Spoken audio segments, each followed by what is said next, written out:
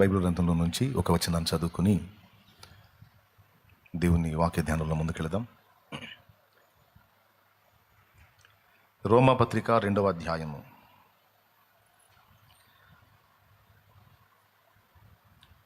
రోమాపత్రిక 2వ అధ్యాయము 4వ వచనం నుంచి చదువుతున్నాను, చిత్తగించండి. 3వ వచనం నుంచి కూడా చదువుకుందాం. అట్టి కార్యములు చేయువారికి తీర్పు తీర్చుచు వాటినే చేయుచున్న మనుష్యుడా, నీవు దేవుని తీర్పు తప్పించుకొందువని అనుకుందువా? అట్టి కార్యములు చేయువారికి తీర్పు తీర్చుచు వాటినే చేయుచున్న మనుష్యుడా, నీవు దేవుని తీర్పు తప్పించుకొందువని అనుకుందువా? లేదా దేవుని అనుగ్రహము మారు మనస్సు పొందుటకు నిన్ను ప్రేరేపించుచున్నదని ఎరుగక ఆయన అనుగ్రహైశ్వర్యమును సహనమును దీర్ఘశాంతమును తృణీకరించుదువా? నీ కాఠిన్యమును మార్పు పొందని నీ హృదయమును అనుసరించి ఉగ్రత దినమందు, అనగా దేవుని న్యాయమైన తీర్పు బయలుపరచబడు దినమందు నీకు నీవే ఉగ్రతను సమకూర్చుకొనుచున్నావు. ఆయన ప్రతివానికి వాని క్రియల చొప్పున ప్రతిఫలం ఇచ్చును. సత్క్రియను ఓపికగా చేయుచు మహిమను ఘనతను అక్షయతను వెతుకువారికి నిత్య జీవమునిచ్చును. తర్వాత వచనం కూడా చూడండి. అయితే భేదములు పుట్టించి సత్యమునకు లోబడక దుర్నీతికి లోబడు వారి మీదికి దేవుని ఉగ్రతయు రౌద్రమును వచ్చును. దుష్కార్యము చేయు ప్రతి మనుషుని ఆత్మకు మొదట యూదునికి గ్రీసు దేశస్థునికి కూడా శ్రమయు వేదనయు కలుగును. దుష్కార్యము చేయు ప్రతి మనుషుని ఆత్మకు మొదట యూదునికి గ్రీసు దేశస్థునికి కూడా శ్రమయు వేదనయు కలుగును. సత్క్రియ చేయు ప్రతివానికి మొదట యూదునికి గ్రీసు దేశస్థునికి కూడా మహిమయు ఘనతయు సమాధానమును కలుగును.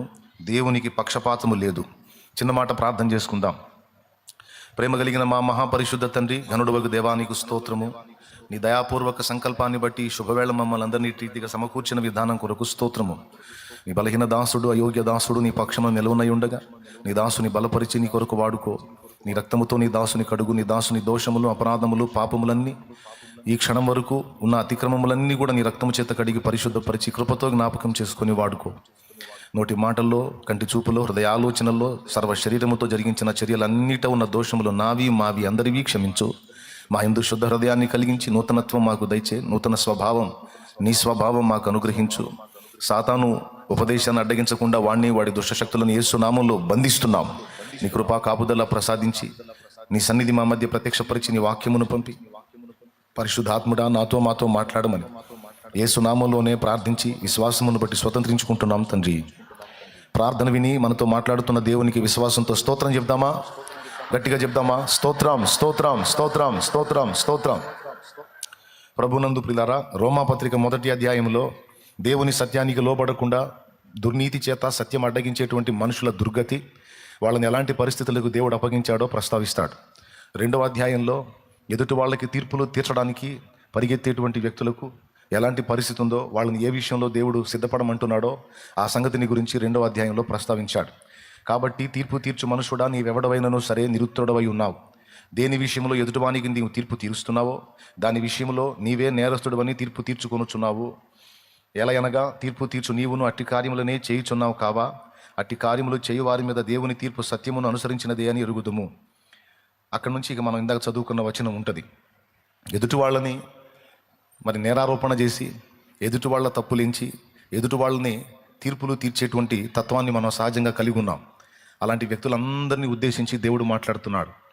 ఎదుటి వాళ్ళలో లోపాలు గుర్తించి, పొరపాట్లు గుర్తించి, వాళ్ళని విమర్శించి, వాళ్ళకి ఇలా అలానే తీర్పు తీరుస్తున్న నువ్వే నీ విషయంలో కూడా నీకు తెలియకుండానే తీర్పు తీర్చుకుంటున్నావు.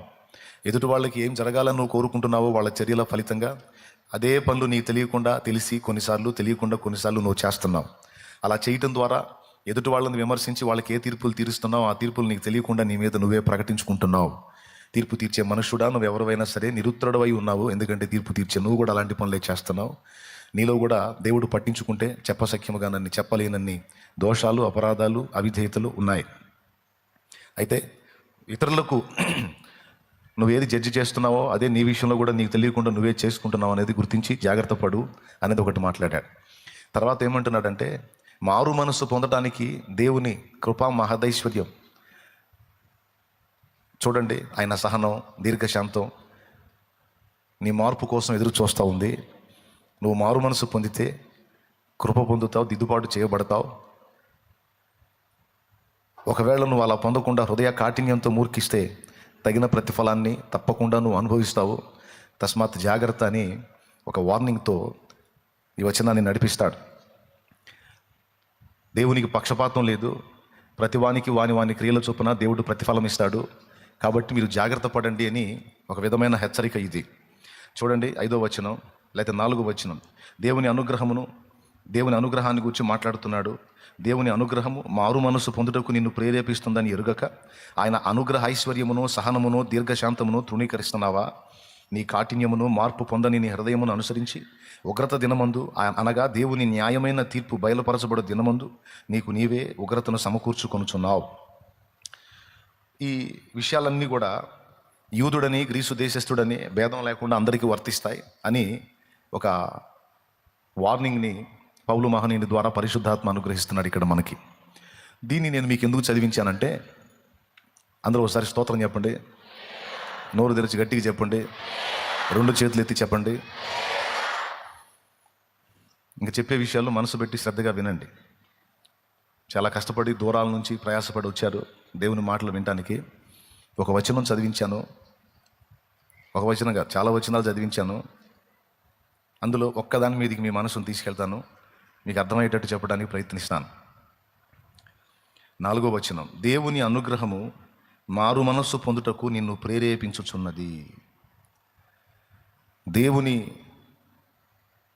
అనుగ్రహము మారు మనస్సు పొందడానికి నిన్ను నిరంతరం ప్రేరేపిస్తుంది అని ప్రస్తావించాడు.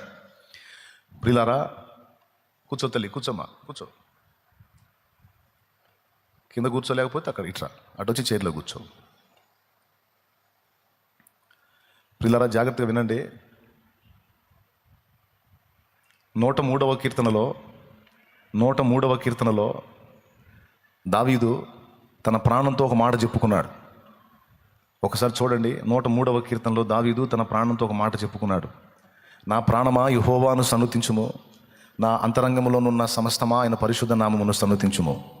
నా ప్రాణమా యెహోవాను సన్నుతించుము, ఆయన చేసిన ఉపకారములలో దేనిని మరువకుము అని ఈ మాట చెప్పాడు. ఇది మీ అందరికీ తెలుసు. దేవుడు ఏవో ఉపకారాలు చేశాడంట. ఆ ఉపకారాల్లో దేన్ని కూడా నువ్వు మర్చిపోవద్దు. మళ్ళా ఆ ఉపకారాలని స్మరణకు తెచ్చుకొని ఆయనను సన్నుతించు. నా ప్రాణమా యెహోవాను సన్నుతించు, నా అంతరంగంలోనున్న సమస్తమా ఆయన పరిశుద్ధ నామమును సన్నుతించు. మళ్ళీ చెప్తాడు, నా ప్రాణమా యెహోవాను సన్నుతించు, ఆయన చేసిన ఉపకారములలో దేనిని మరువద్దు అంటాడు.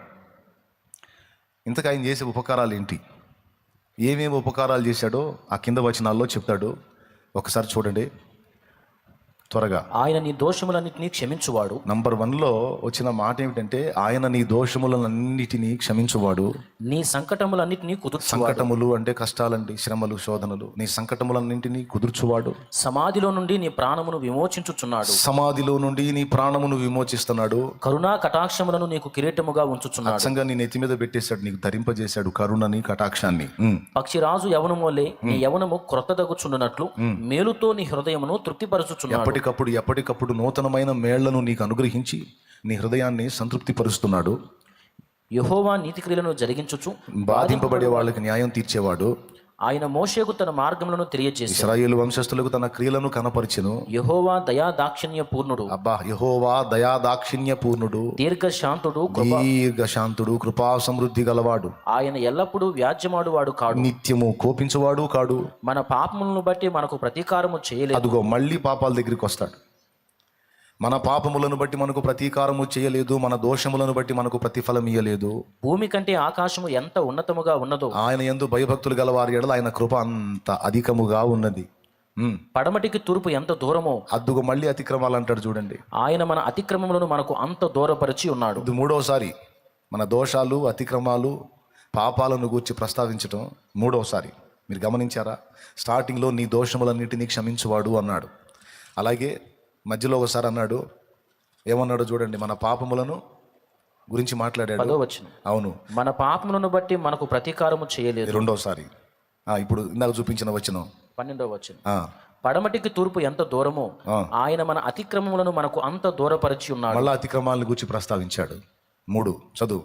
తండ్రి తన కుమారుల ఎడల జాలిపడునట్లు యెహోవా తన యందు భయభక్తులు గలవారి ఎడల జాలిపడును. మనము నిర్మింపబడిన రీతి ఆయనకు తెలిసే ఉన్నది. మనము మంటివారమని ఆయన జ్ఞాపకం చేసి కొనుచున్నాడు. నరుని ఆయువు గట్టివలెనున్నది. అడవి పువ్వు పూయునట్టు వాడు పూయును. దాని మీద గాలి వీచగా అది లేకపోవును. ఇదంతా ప్రాణానికి చెప్పుకుంటున్నాడండి. నా ప్రాణమా యెహోవాను సన్నుతించు అని. తర్వాత ఆయన నిబంధనలను గైకొనొచ్చు, ఆయన కట్టడలను అనుసరించి నడుచుకుని వారి మీద యెహోవా యందు భయభక్తులు గల వారి మీద ఆయన కృప యుగయుగములు నిలుచును. ఆయన నీతి వారికి పిల్ల పిల్ల తరమున నిలుచును. యెహోవా ఆకాశమందు తన సింహాసనమును స్థిరపరచి ఉన్నాడు. ఆయన అన్నిటి మీద రాజ్య పరిపాలన చేయుచున్నాడు. యెహోవా దూతలారా ఆయన ఆజ్ఞకు లోబడి ఆయన వాక్యము నెరవేర్చు మళ్ళా బలశూరులారా. భక్తుల దగ్గరికి వచ్చాడు. 19 వచనాలు ఆయన గురించి చెప్పాడు. ఇందులో 3 సార్లు అతిక్రమాలు దోషాలనే ప్రస్తావించాడు, పాపాలను గురించి. అంటే మిగిలిన విషయాలన్నీ ఒక ఎత్తు, ఈ కీర్తనలో ముమ్మారు ఎందుకు పాపాలను గురించి, దోషాలను గురించి, అతిక్రమాలను గురించి ప్రస్తావించాడు? అసలు ఇంతకీ దేవుని అనుగ్రహం ఏం చేస్తుంది ప్రతిరోజు మనల్ని అనే ఒక ప్రశ్న మనం వేసుకుందాం. రక్షణ సైన్యం వ్యవస్థాపకుడు దైవజనుడైన విలియం బూత్ అనేటువంటి దైవజనుడు ఓసారి ఒక కలగన్నాడట. ఆ కలలో ఆయనకి తన జీవితాన్ని గూర్చి దేవుని సముఖంలో రాయబడిన గ్రంథం కనపడతా ఉంది. తన జీవితంలోని ప్రతిదినం ఆ దినాన్ని గూర్చినటువంటి విషయాలన్నీ కూడా ఆ గ్రంథంలో రాయబడి ఉన్నాయి. ఈయన ఈ కలలో, ఈ దర్శనంలో ఆ గ్రంథాన్ని చూస్తూ ఉన్నాడు. ఎవరికి జీవితం అంటే తన జీవితాన్ని కూర్చున్నటువంటి గ్రంథమే కనపడతా ఉంది, దాన్నే చూస్తున్నాడు. అందులో పేజీ తిప్పుతూ ఉంటే ఆ గ్రంథంలో అన్నిటికంటే కూడా చాలా ఎక్కువ సార్లు ఆయనకి కనిపించినటువంటి పదం ఏమిటో తెలుసా? క్షమింపబడెను, క్షమింపబడెను, క్షమింపబడెను, క్షమింపబడెను, క్షమింపబడెను, క్షమింపబడెను అని. ప్రతి పేజీలో కూడా ఆయన కనిపించింది ఏంటంటే క్షమింపబడెను, క్షమింపబడెను, క్షమింపబడెను, క్షమింపబడెను అని కనిపించింది ఎక్కువసార్లు.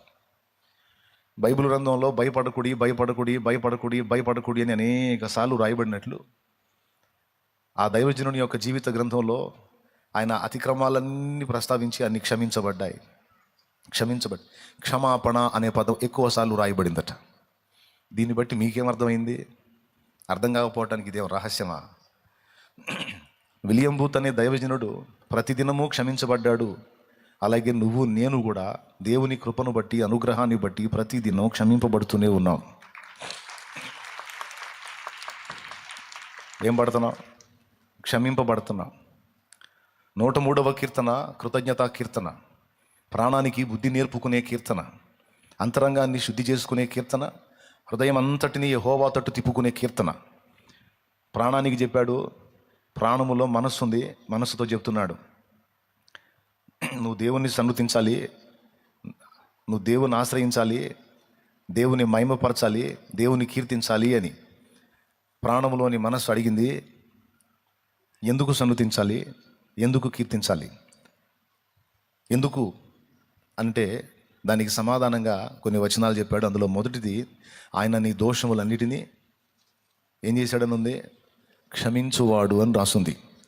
ఈ కీర్తనలో దేవుని యొక్క దీర్ఘశాంతాన్ని, అనుగ్రహాన్ని, కృపా సమృద్ధిని గురించి ప్రత్యేకంగా మాట్లాడతాడు. అంతేకాదు ముమ్మారు క్షమాపణ, దేవుని కృప మనకి ఎంత ఉన్నతంగా ఉందో, అసలు దేవుడు తన యందు భయభక్తులు గలవారిని ఎలాంటి దృష్టితో చూస్తున్నాడో మొదలైన విషయాలన్నీ చాలా ఉన్నతంగా ప్రస్తావించాడు. నాకు కీర్తనల్లో ఇష్టమైన కీర్తనలు కొన్ని ఉన్నాయి. అందులో 103వ కీర్తన తరచూ నేను గుర్తు చేసుకునే కీర్తన. దేవునికి స్తోత్రం కలుగునుగాక. మనం అన్నిటికంటే ముఖ్యంగా ప్రతిదినము దేవునికి కృతజ్ఞతాస్తుతులు ఎందుకు చెప్పాలి, ఎందుకు దేవుని నామాన్ని సన్నుతించాలి, మహిమపరచాలి అంటే ఆయన ప్రతి దినము మనల్ని క్షమిస్తున్నాడు, మన దోషాలన్నిటినీ పరిహరిస్తున్నాడు అనేది కీలకమైన అంశం. ప్రతి దినము దోషాలను క్షమిస్తున్నాడు, కృప చూపుతున్నాడు, తన అనుగ్రహం మన మీద చూపుతూ మారు మనసుకు ఏ రోజుకు ఆ రోజు మనల్ని ప్రేరేపిస్తున్నాడు. క్షమిస్తున్నాడు, మారు మనసు పొందమని పిలుపునిస్తున్నాడు. క్షమిస్తున్నాడు, కనీసం ఈ రోజన్నా మారు మనసుకు తీర్మానం చేయి. కనీసం ఇకనన్నా మారు మనసు పొందు, కనీసం ఇకనన్నా దిద్దుకో, కనీసం ఇకనన్నా సరి చేసుకో, కనీసం ఇకనన్నా హృదయం అంతటితో నా వైపు తిరుగు, ఇకనైనా పూర్ణ హృదయంతో నన్ను వెంబడించు అని ఆయన ఒకటి క్షమిస్తున్నాడు, దోషాలను పరిహరిస్తున్నాడు. తూర్పుకు పడమర ఎంత ఎడముగా ఉందో మనకి మన అతిక్రమాలకు అంత ఎడం చేస్తున్నాడు. ఇది రోజు చేస్తున్నాడు. అలాగే రోజు కూడా మారు మనస్సు పొందమని, మారు మనసుకు తగిన ఫలము ఫలించమని ఆయన అనుగ్రహాన్ని బట్టి మనల్ని ప్రేరేపిస్తున్నాడు. ఈ రెండు కీలకమైన విషయాలు.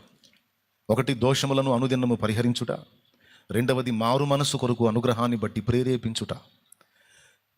దేవుని ఆత్మ ప్రతిరోజు మనల్ని మారు మనసుకై ప్రేరేపిస్తూ ఉంటాడు, పరిశుద్ధాత్ముడు. ఎందుకంటే మన జీవితంలో భౌతికంగా ఆత్మీయంగా మనం చేసేటువంటి ప్రయాణంలో ఎన్నో వంకర టింకర్లు ఉన్నాయి. మనకు తెలిసి కొన్ని, తెలియక కొన్ని. దేవుడు అభ్యంతరపడే దోషాలు క్రీస్తు రక్తంలో కడగబడని వాళ్ళలో ఉన్నాయి, కడిగి శుద్ధి చేయబడిన వాళ్ళలో కూడా కొన్ని జరుగుతున్నాయి.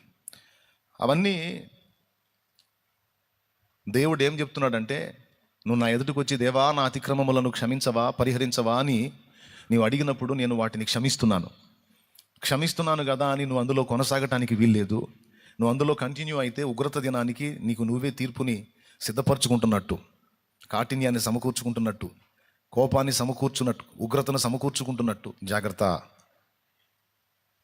అని ఒక వార్నింగ్ ఇస్తూ మారు మనసుకు ఎప్పటికప్పుడు మనల్ని ప్రేరేపిస్తున్నాడు. ప్రియులారా, ఈ రెండు విషయాల మీదే మీ మనసు ఉంచండి. మొట్టమొదటి క్షమింపబడుట, రెండవది మారు మనసుకై మనం ప్రేరేపించబడుట. క్షమింపబడకపోతే ఏం జరిగిద్ది అనే ఒక ప్రశ్నకు మనం సమాధానం వెతుక్కుందాం. క్షమాపణ అసలు మనకి ప్రతిదినం ఎందుకు అవసరమైంది అనేది మనం చూద్దాం. క్షమాపణ అనేది ఒకవేళ మనకు దేవుడు అనుగ్రహించకపోతే, ఏ రోజుకు ఆ రోజు దేవుడు కృపను బట్టి మనల్ని క్షమించకపోతే మనకు జరిగేటువంటి నష్టాలు ఏమిటి అంటే, మొట్టమొదటిది, క్షమింపబడకపోతే, దేవుడు కృపతో మనల్ని క్షమించకపోతే దేవునితో మనకి, మనతో దేవునికి ఉన్న సమాధానం తెగిపోతుంది. మళ్ళీ చెప్తున్నాను, కృపతో దేవుడు మన వేడుకోలను మన్నించి మనల్ని క్షమించకపోతే దేవునికి మనకు మధ్యలో ఉన్న సమాధానం తెగిపోతుంది.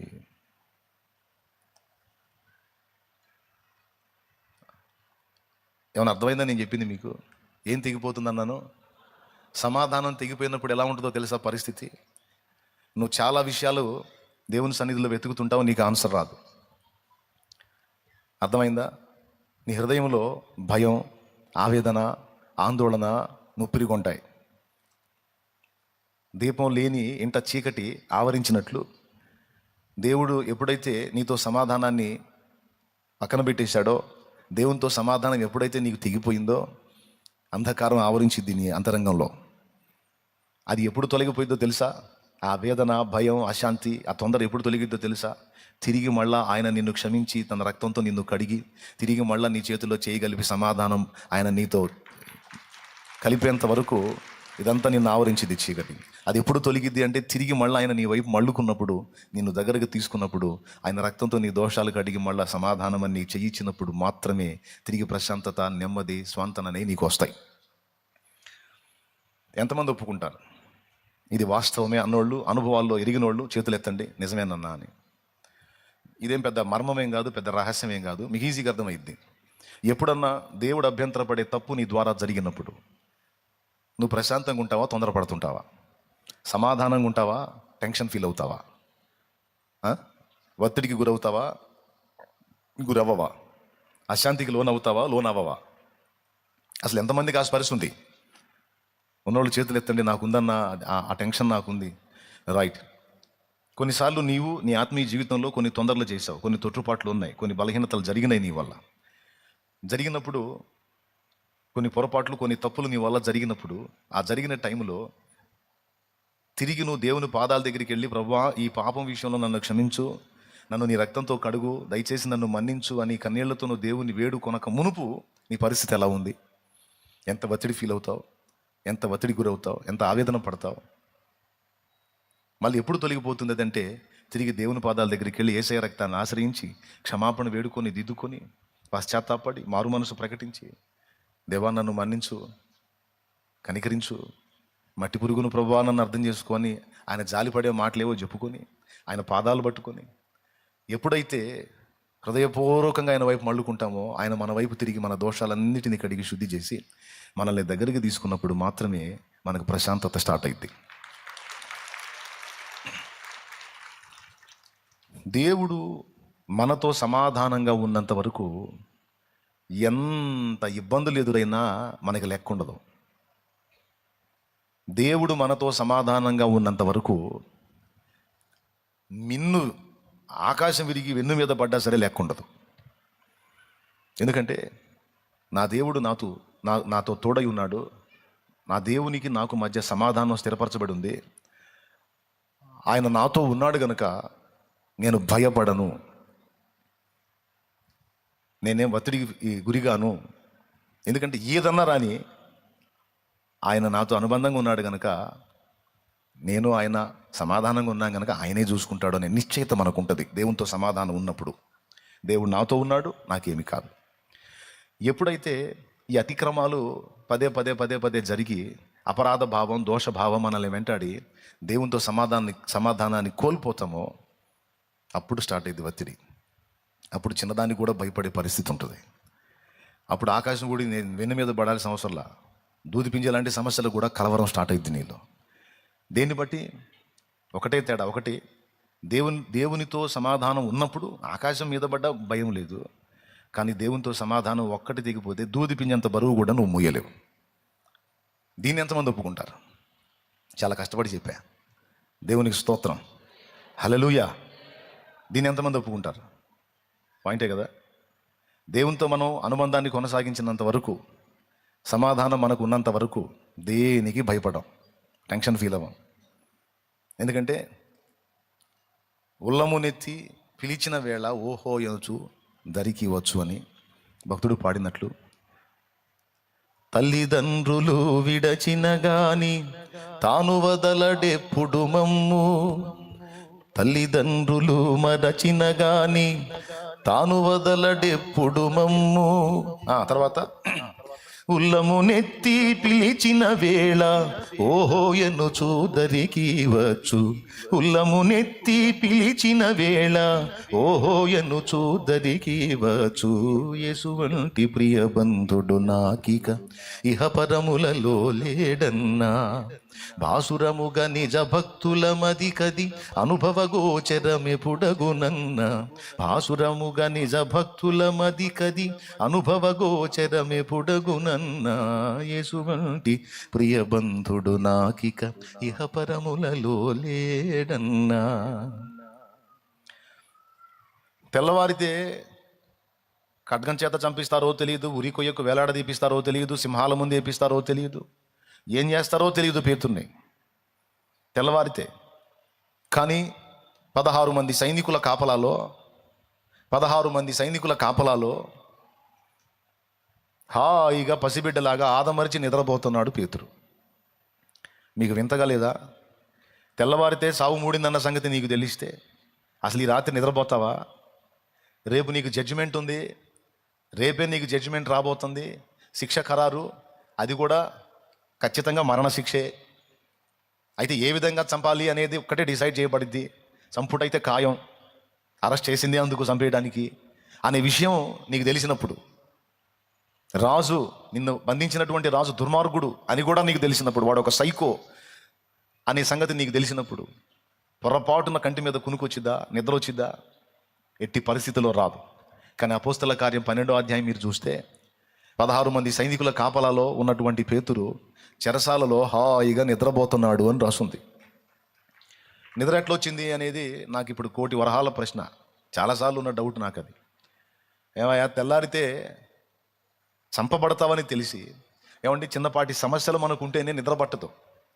అప్పుల బాధలో, శరీర రోగాలు, ఇరుకు ఇబ్బందులు, ఏవో కుటుంబంలోని బాధ్యతలో, నెరవేర్చాల్సినవి, ఏమంటే కట్టాల్సినటువంటి డబ్బులో, పిల్లల ఫీజులో, లేకపోతే వాళ్ళ భవిష్యత్తు, వేటి గురించో ఆలోచిస్తా కొన్ని రాత్రులు నిద్రలేని రాత్రులు గడిపావు. నువ్వు టెన్షన్ ఫీల్ అయ్యావు, ఒక్కోసారి ఆందోళన పడ్డావు, కాసేపు ఏదైనా 10 నిమిషాలు నిద్రపోయిన పీడకలలు కన్నావు, ఉలికిపాటుతో లేచావు. అది మన కండిషన్. కానీ పేతురు ఎందుకు అంత ప్రశాంతంగా నిద్రపోయాడు? నిద్ర ఎప్పుడు వచ్చిందని మీరు చెప్పండి. నిద్ర ఎప్పుడు వచ్చింది?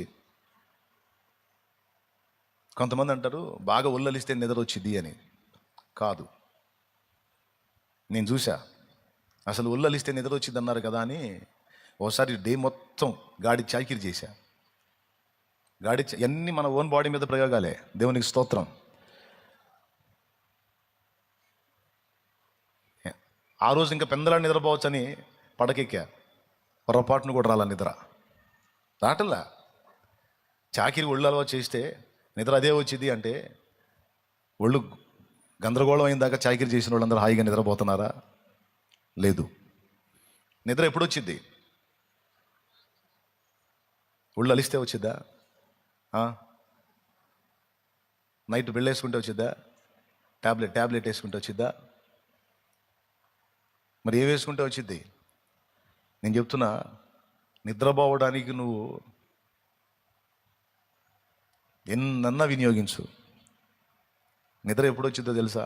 హృదయంలో సమాధానం ఉంటే నిద్ర వచ్చింది. హృదయంలో ప్రశాంతత ఉంటే నిద్ర వచ్చింది. అది లేకపోతే నువ్వు ట్యాబ్లెట్లు వాడు, క్యాప్సిల్స్ వాడు, ఇంజక్షన్లు చేయించుకో. ఇంజక్షన్ చేసినా కూడా కళ్ళు మోస్తా తెరుస్తూ ఉంటారు, కానీ అది నిజంగా నిద్ర కాదు. ఈ నిద్రపోవట్లేదంటే ఒక ఇంజక్షన్ చేపిస్తారు, చేపిస్తే తాగుబోతుడు కానీ కళ్ళు మోస్తా తెరుస్తూ ఉన్నట్టు ఉంటారే తప్ప అది నిద్ర కాదు, నిద్ర రాదు. నిద్ర ఎప్పుడు వచ్చింది అంటే ఏ భయం లేకుండా, ఏ టెన్షన్ లేకుండా ప్రశాంతత ఎప్పుడైతే మన హృదయంలో ఆవరించిద్దో అప్పుడు నిద్ర వచ్చింది. చాలామంది మందిరంలో కూర్చున్నప్పుడు మెల్లగా నిద్రలోకి ఎందుకు జారుకుంటారో తెలుసా? అందుకే నేను కోపడను, తిట్టను, బ్రతిమలాడుకుంటా, లెగు అమ్మా అని. దేవునికి స్తోత్రం. బయట జీవితంలో నానా రకాల టెన్షన్స్లో హృదయం అలిసిపోయి దేవుని సన్నిధిలో మందిరావరణంలో ఆయన రెక్కల కిందకి వచ్చినప్పుడు తల్లి ఒడిలో బిడ్డలాగా ఫీల్ అవుతారు కొంతమంది. ఎన్ని బొమ్మలు ఇచ్చినా శాంతించని పసిపాప అమ్మ ఒడికి చేరినప్పుడు ఆదమర్చి నిద్రపోయినట్టు యేసయ్య సన్నిధిలో ఆయన రెక్కల నీడకు వచ్చినప్పుడు కొంతమంది స్వాంతన పొందుతారు. మనసులో ఒక రకమైన హాయి ఆవరించిద్ది. అబ్బా, నా దేవుని సన్నిధిలో ఉన్నాను, నా మనసు ఎంతో ప్రశాంతంగా ఉంది, ఇప్పుడు నాకు ఎంతో నెమ్మదిగా ఉంది అనిపించినప్పుడు ముందు అలసట తీరి స్వాంతన కలిగి కళ్ళు ఆటోమేటిక్గా మూతపడిపోతాయి. మళ్ళీ 10 నిమిషాలే నిద్రపోయినా అలాంటి స్థితిలో ఎంత రిలీఫ్ ఉంటుందో. అన్న చాలా వందనాలు అన్న, మమ్మల్ని భలే అర్థం చేసుకున్నామని కొంతమంది అనొచ్చు. అంటే ఇది హాయిగా నిద్రపోండి అని చెప్పట్లని మీకు దండం పెడతాను. అట్లా నిద్రపోయే కార్యక్రమం ఏదైనా కూటం పెట్టుకుని ఆ పని చేద్దాం. దాని పేరు నిద్రా కూటం అని పెట్టుకుందాం మనం. ఇక్కడ నేను నిద్రపోతే అక్కడ మీరు నిద్రపోదు, కానీ ఇబ్బంది ఏం లేదు. ఇది వాక్య కూటం కాబట్టి, శుక్రవారం ఫాస్టింగ్ ప్రేయర్ ఉంటుంది కాబట్టి మరి ఇప్పుడు మీరు అలాంటి ప్రయోగాలు చేయొద్దు, కొంచెం యాక్టివ్గా ఉండండి. స్తోత్రం. అసలు ఎందుకు కొంతమంది అలా రిలీఫ్ అవుతారంటే మెయిన్ టెన్షన్స్ పోతాయి, ప్రశాంతత ఆవరించింది. పేతురు విషయాన్ని తీసుకుంటే పేతురు హాయిగా నిద్రపోగలిగాడు. నిద్ర ఎలా వచ్చింది పేతురు కంటే, పేతురు విషయమై సంఘానికన్నా టెన్షన్ ఉంది, సంఘం నిద్ర కాసింది, కానీ సమస్యలో ఉన్న పేతురు మాత్రం శుభ్రంగా నిద్రపోతున్నాడు. ఎంత దారుణంగా నిద్రపోయాడంటే నేను చెప్తాను. దోతొచ్చి తలుపు తీసి అతన్ని అంతమంది సైనికుల మధ్యలో లేపి బయటికి తీసుకొచ్చి పట్టణపు ఇనపగవిని దాటించి అతను వెళ్లాల్సిన త్రోవ చూపించి ఆయన వదిలిపెట్టి పోయిన దాకా ఇతను ఎంత నిద్రపోయాడంటే రియల్గా జరుగుతున్నా సరే దర్శనం భలే ఉంది అనుకుంటున్నాడు. అది రియల్గా జరుగుతున్నా దూత రియల్గా వచ్చి గేటు తీసి అతని సంఖ్యల నుంచి బయటికి తీసుకొచ్చి కొంత దూరం ప్రయాణం చేసి అతను వెళ్లాల్సిన త్రోవకు అతను వదిలిపెట్టి దూత అతను విడిచి వెళ్ళినా కూడా ఇతను అనుకుంటున్నాడు, అబ్బో భలే ఉందిరా కాదనుకుంటున్నాడు, అంటే నిద్రపోతున్నానని అనుకుంటున్నాడు. తర్వాత అర్థమైంది ఇది నిద్ర కాదురా, రియలే అని. సంఘమన్నా అతని విషయంలో టెన్షన్ పడి నిద్ర మానుకొని అత్యాసక్తితో ప్రార్థన చేస్తున్నారు, కానీ అసలు సమస్యను ఎదుర్కొంటున్నటువంటి కేఫా పేతురు మాత్రం హాయిగా పసిబిడ్డ వలె ఆదమరిచి నిద్రపోయాడు. ఎందుకు? వేదన లేదు, శోధన లేదు, వేదన లేదు, శోధన లేదు, నీ హస్తం విడువనయ్యా, నీ హస్తం విడువనయ్యా. భయమన్నది లేనే లేదు, భయమన్నది లేనే లేదు, ప్రేమతో నడిపిదివే, నీ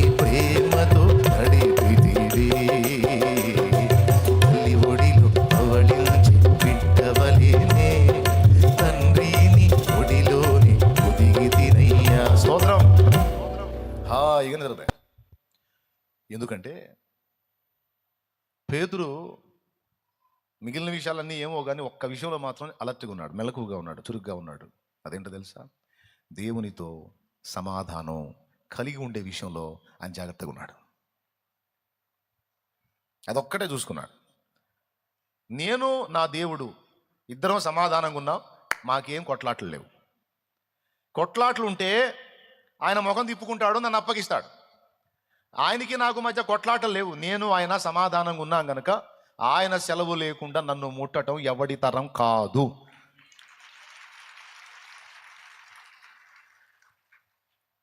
ఇప్పుడు అర్థమైంది మీకు?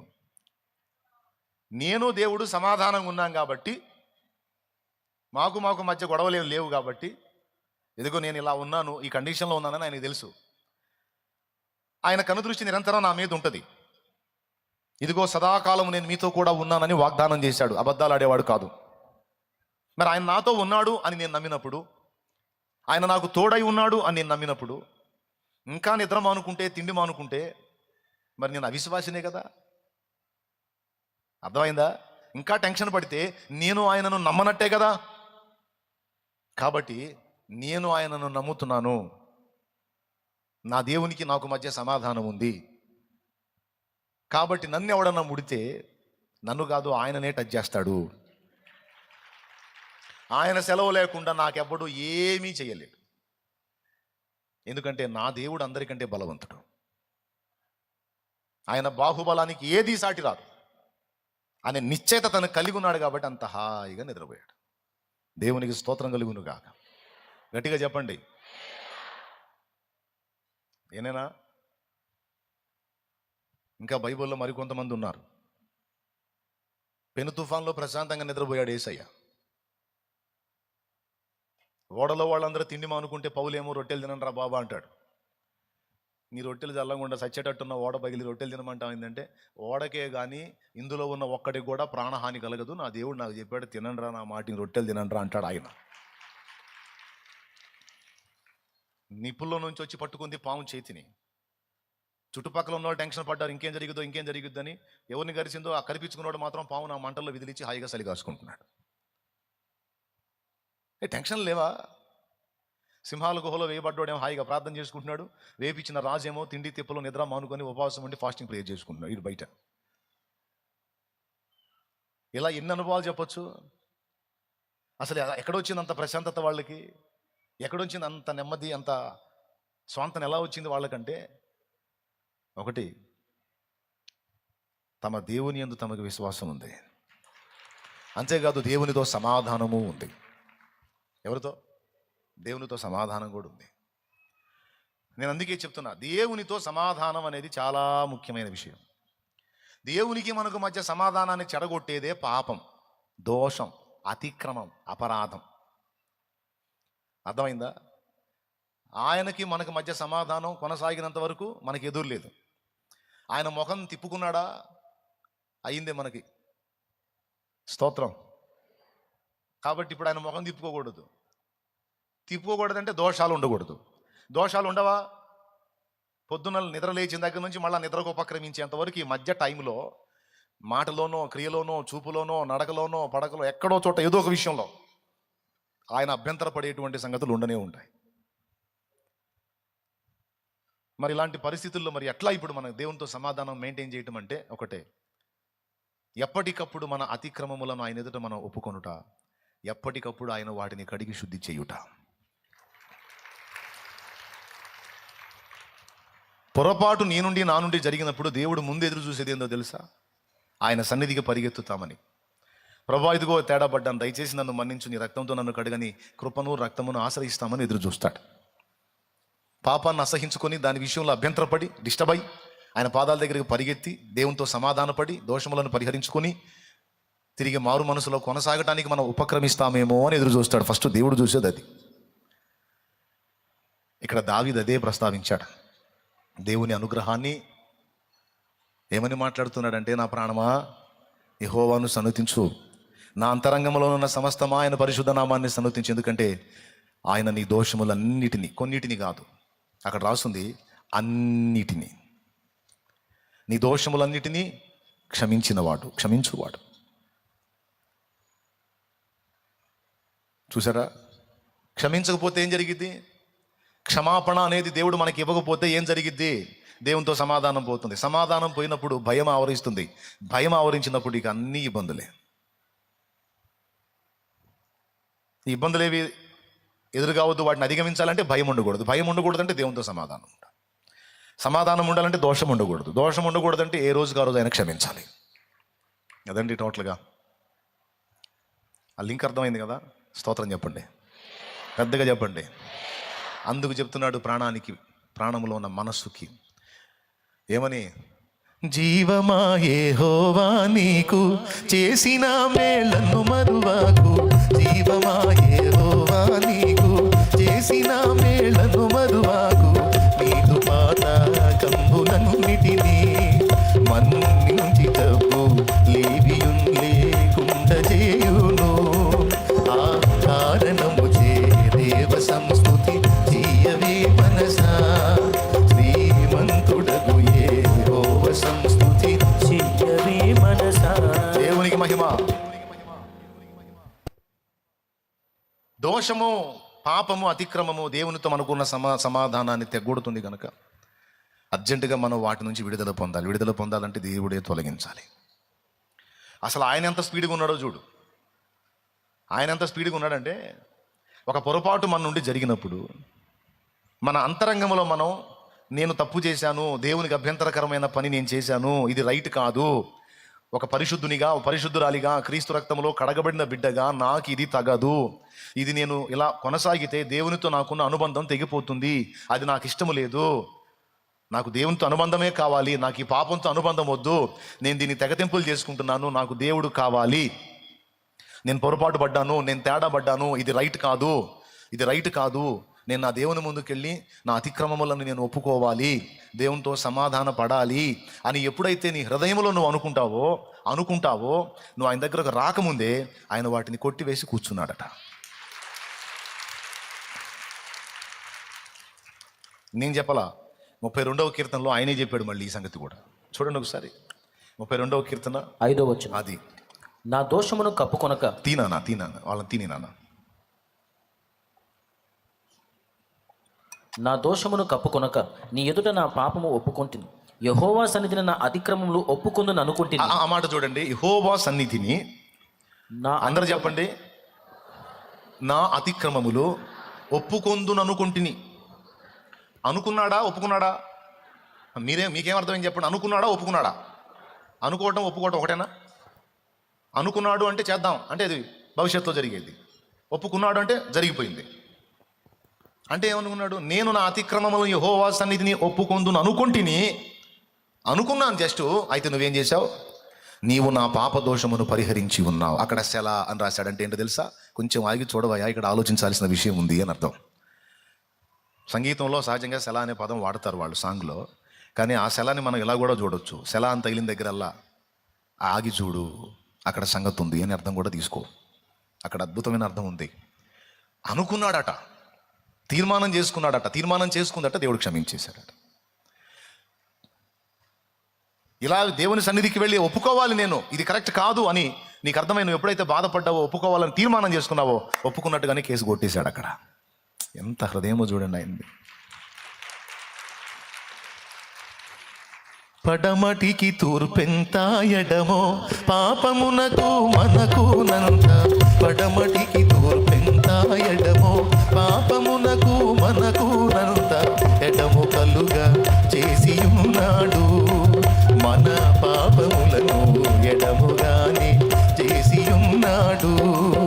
ఆ కారణము చే దేవ సంస్తుతి చేయవే మనసా.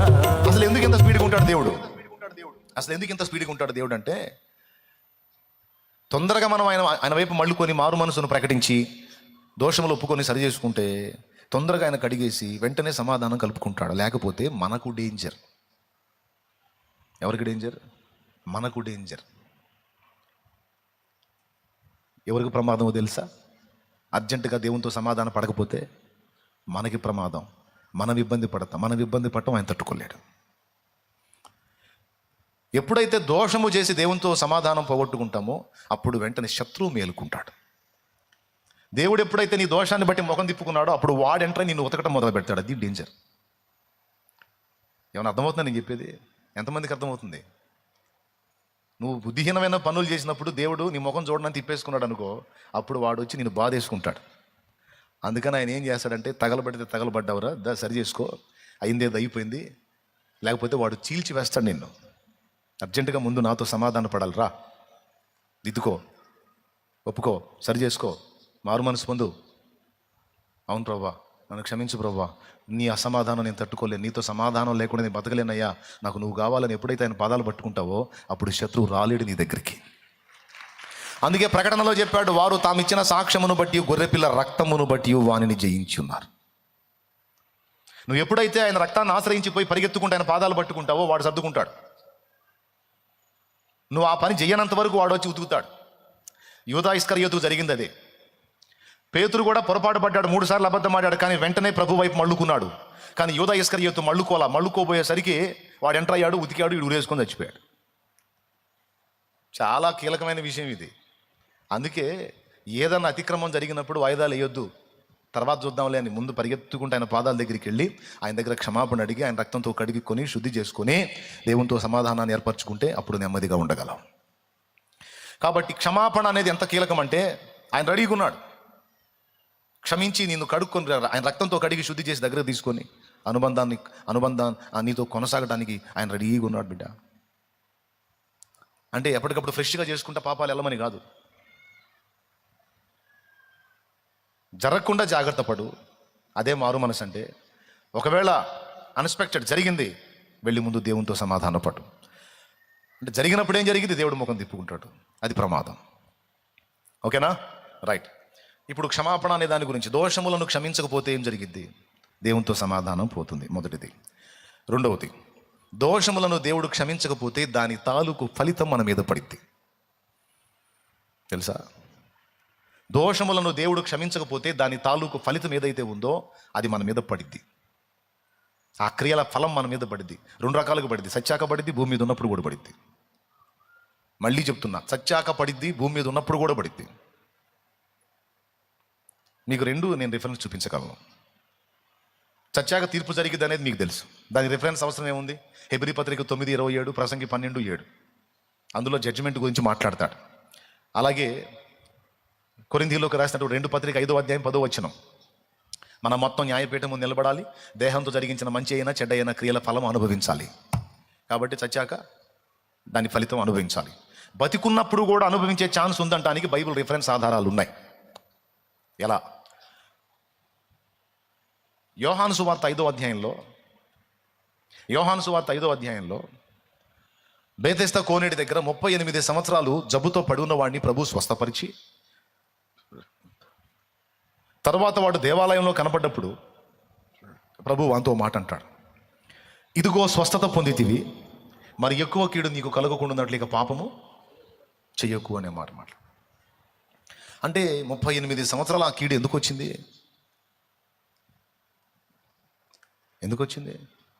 పాపాన్ని బట్టే వచ్చింది. అంటే పాపాన్ని బట్టి దాని యొక్క శిక్ష మన మీద పడే ఛాన్స్ ఉంది. పాపాన్ని బట్టే వచ్చిందని చెప్పాడు కదా యేసయ్య. ఇదిగో స్వస్థత పొందితివి, మరి ఎక్కువ కీడు నీకు కలుగకుండాన్నట్లు పాపం చేయొద్దు. ఆల్రెడీ చేసిన దానికి అనుభవించావురా, మళ్ళా అందులో కొనసాగావంటే ఈసారి వచ్చేది అగ్నిగుండం, అది ఎక్కువ కీడు. శరీరంతో అనుభవించేది ఎంతరా? కొన్ని సంవత్సరాలే. ఆ తర్వాత నరకం ఉంది, అది ఎక్కువ కీడు, అది నీకు లభించకుండాన్నట్లు ఇక పాపం చేయొద్దు అన్నాడు. అంటే పాపానికి ఫలితం ఉంది, వచ్చిందన్నమాట, భూమి మీదే వచ్చింది.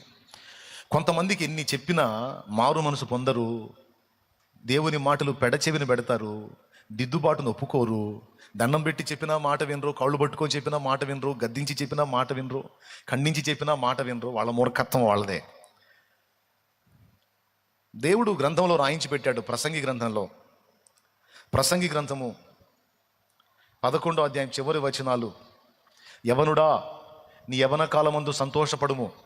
ఏమండి, యవన పొంగులో ఉన్నవాళ్ళు కాస్త పొంగుతూ ఉంటారు, శరీరంలో అవయవాలన్నీ బాగుండి, జవసత్వాలు కాస్త లైన్లో ఉండి, కాస్త బాడీ అంతా కంట్రోల్లో ఉండేసరికి ఆగరో పొంగు, యవన పొంగులు అన్నమాట.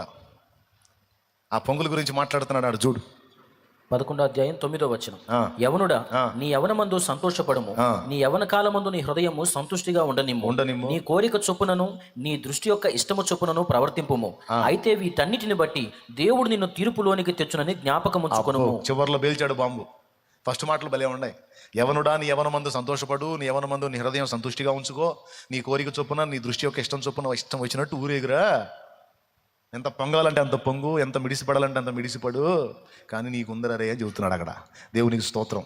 జంటికి లేడీకి అందరికీ చెప్తున్నాడు, అమ్మాయి నీకుందమ్మా, పొంగుతున్నావుగా పొంగు. నీకు మామూలుగా ఉండదు. నీకు ఒక పట్టాన్ జీవితం అర్థం కావట్లా అంటే ఏ లోపాలు లేవుగా. మంచి ఆరోగ్యవంతమైన దేహం ఇచ్చా కదా, దాన్ని కష్టపడి చెడగొట్టుకుంటున్నావు, దాన్ని చెరుపుకుంటున్నావు.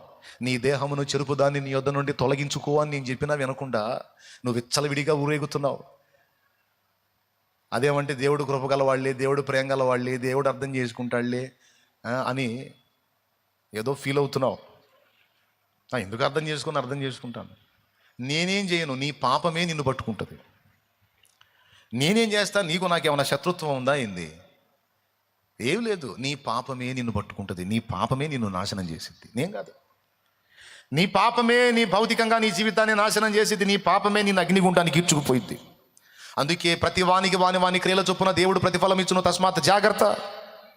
మన చేసే క్రియల ఫలం ఇక్కడ అనుభవించాలి, అక్కడ కూడా అనుభవించాలి. పక్షవాతం జబ్బుతో బాధపడుతున్నోడిని, లూకాసు వార్త 7వ అధ్యాయంలో పక్షవాతపు జబ్బుతో బాధపడుతున్నోడిని పెంకులు ఓడదీసి యేసు ప్రభు ఎదుటికి ఆయన్ని మంచంలో దించారు. పక్షవాతం జబ్బుతో బాధపడుతున్నాడు. అతని సమీపస్తులు మంచంతో అతన్ని దించారు. వాకిట్లో కూడా పోవటానికి గుంపులు జనం ఉన్నారు. ఇంటి యజమానుని అడిగి పెంకులు ఓడదీసి ఆ పెంకుల్లోంచి దించారండి తాళ్ళు కట్టి. ప్రభు ముందుకు అతను వచ్చినప్పుడు,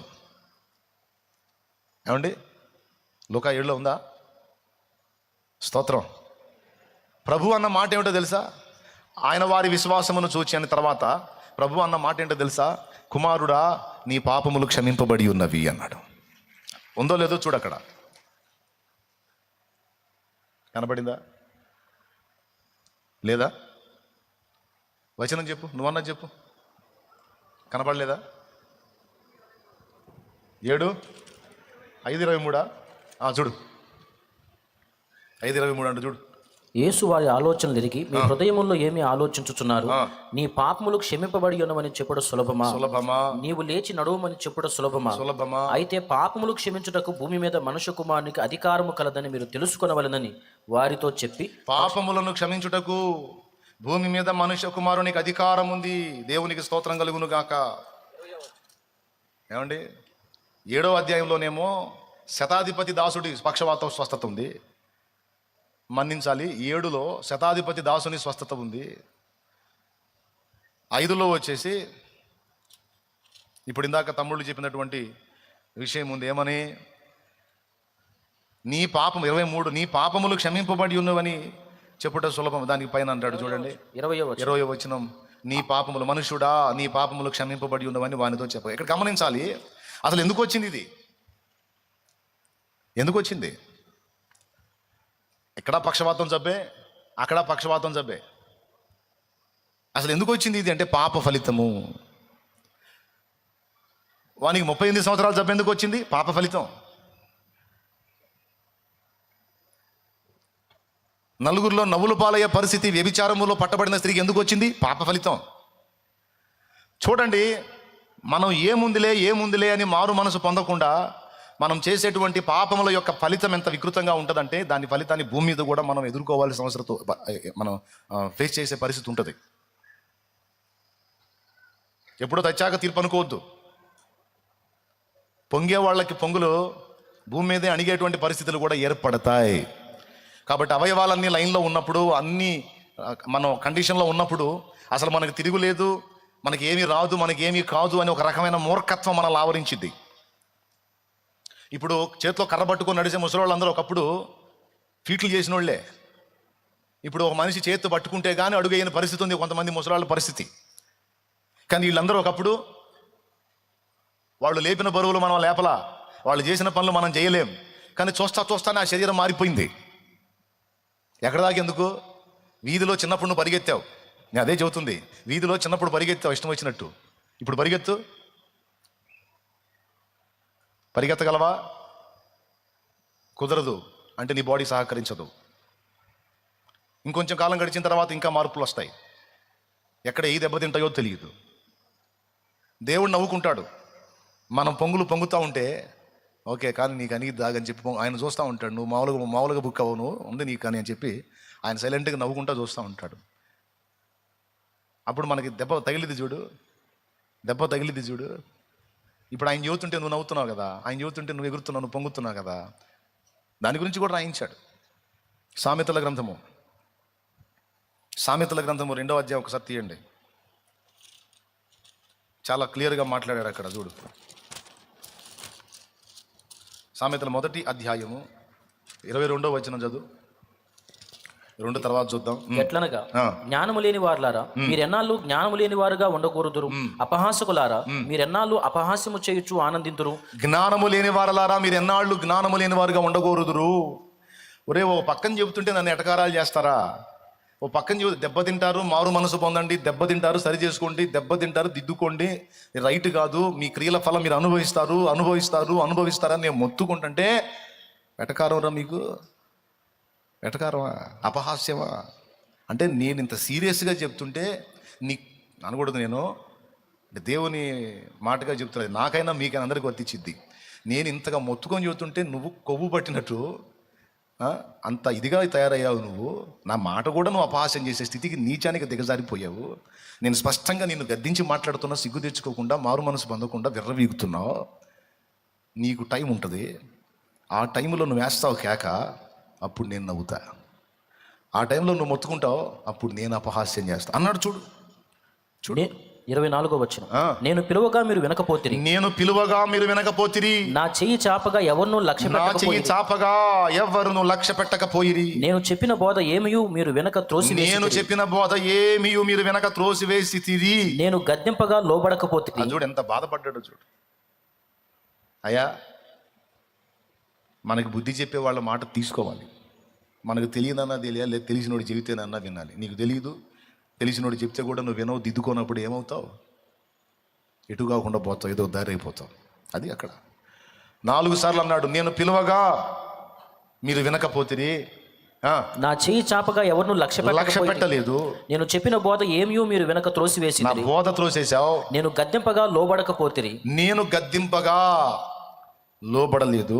ఏం జరిగిందో చూడు. కాబట్టి మీకు అపాయము కలుగునప్పుడు నేను నవ్వేదను. అద్దుగో అంటే ఉంది, నీకుంది. ఏముంది? తమిళ సినిమా ఉంది, నీకు ఉందక్కాయ్ ఉంది. తమిళం నీ కాస్త కూర్చొస్తే మలయాళం సినిమా ఉందన్నా, నీకుంది. నేను చేస్తే నాకు కూడా ఉంటుంది. ఇక్కడ ఊరు భేదం లేదు, మొత్తానికి పగిలిద్ది. ఎందుకంటే డేంజర్ అది. దోషాలు, అతిక్రమాలు, పాపాలు ప్రమాదం. అందుకే హృదయాన్ని కఠినపరుచుకోవద్దు. దేవుని దీర్ఘశాంతాన్ని, అనుగ్రహ మహదైశ్వర్యాన్ని, సహనాన్ని ఆడుకోవద్దు. మనసుని కఠినపరుచుకోవద్దు. వాత వేయబడిన మనస్సాక్షిలాగా మారిపోవద్దు. దెబ్బ పడ్డనాడు నువ్వు ఓ ఓ ఓ ఓ ఓ అన్న వినడు. కొంతమందికి ప్రార్థన చేసినా స్వస్థత రాదు. ఎందుకు రాదంటే చెప్తాడు ఆయన, చేసినా విననురా, నేను చేసినా వినను. వాడు మామూలుగా ఊరేగలేదు, ఇప్పుడు వాడు విరిగాడు, నలిగాడు, లైన్లోకి వచ్చాడు. నువ్వు చెప్పావని నేను తీసేసాను అనుకోడు, మళ్ళీ మిడివేళంగా ఊరేగుతాడు, నరకానికి పోతాడు. తప్పలేదు అండ్ మొత్తాల్సి వచ్చింది, వదిలేసే అంటాడు. ఎంతమందికి అర్థమైందో ఏమో. దేవునికి స్తోత్రం కలుగును గాక. అంతే. ఎంత మొత్తుకున్నా ఒక్కొక్కడు లక్ష్య పెట్టడు, ఒక్కొక్క ఆమె లక్ష్య పెట్టదు. వాళ్ళ మైండ్ వాళ్ళదే, వాళ్ళ గోల వాళ్ళదే. అరే ఇది డేంజర్ రా, ఇది నాకు దెబ్బ తీసుకొస్తుంది, నాకు ప్రమాదం అని భయపడరు. మొదటిది దేవునితో సమాధానము తొలగిస్తుంది పాపము, దోషము. రెండవది ఫలము తెచ్చి పెడుతుంది. ఇక్కడ తెచ్చిద్ది, అక్కడ కూడా తెచ్చిద్ది.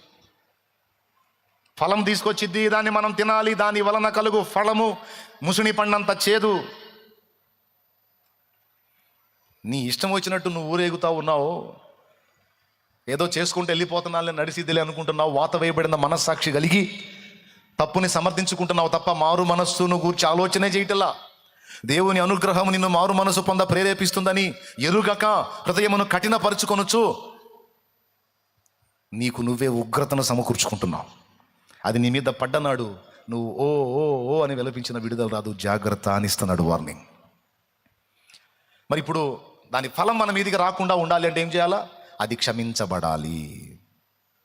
ఏం చేయాలి? క్షమించబడాలి. క్షమించబడాలి. క్షమించబడ్డప్పుడు, దోషం తొలగినప్పుడు, పాపం క్షమించబడినప్పుడు, అపరాధం కొట్టివేయబడినప్పుడు దాని ఫలము మన మీద నుండి తొలగిపోతుంది.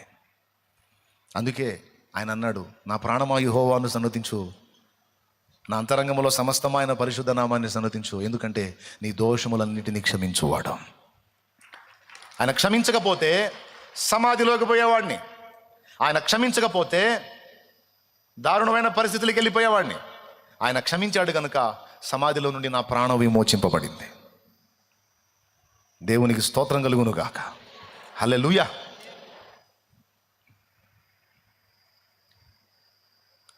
దోషాలు క్షమించకపోతే ఏం జరుగుతుంది? నెత్తిన పడతాయి.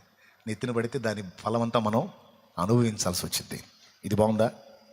వద్దు నాయనా, మనకి వద్దు నాయనా, ఆ ఫలం వద్దు, ఆ పాపం వద్దు, దాని ఫలం వద్దు. వద్దంటే మానేయి.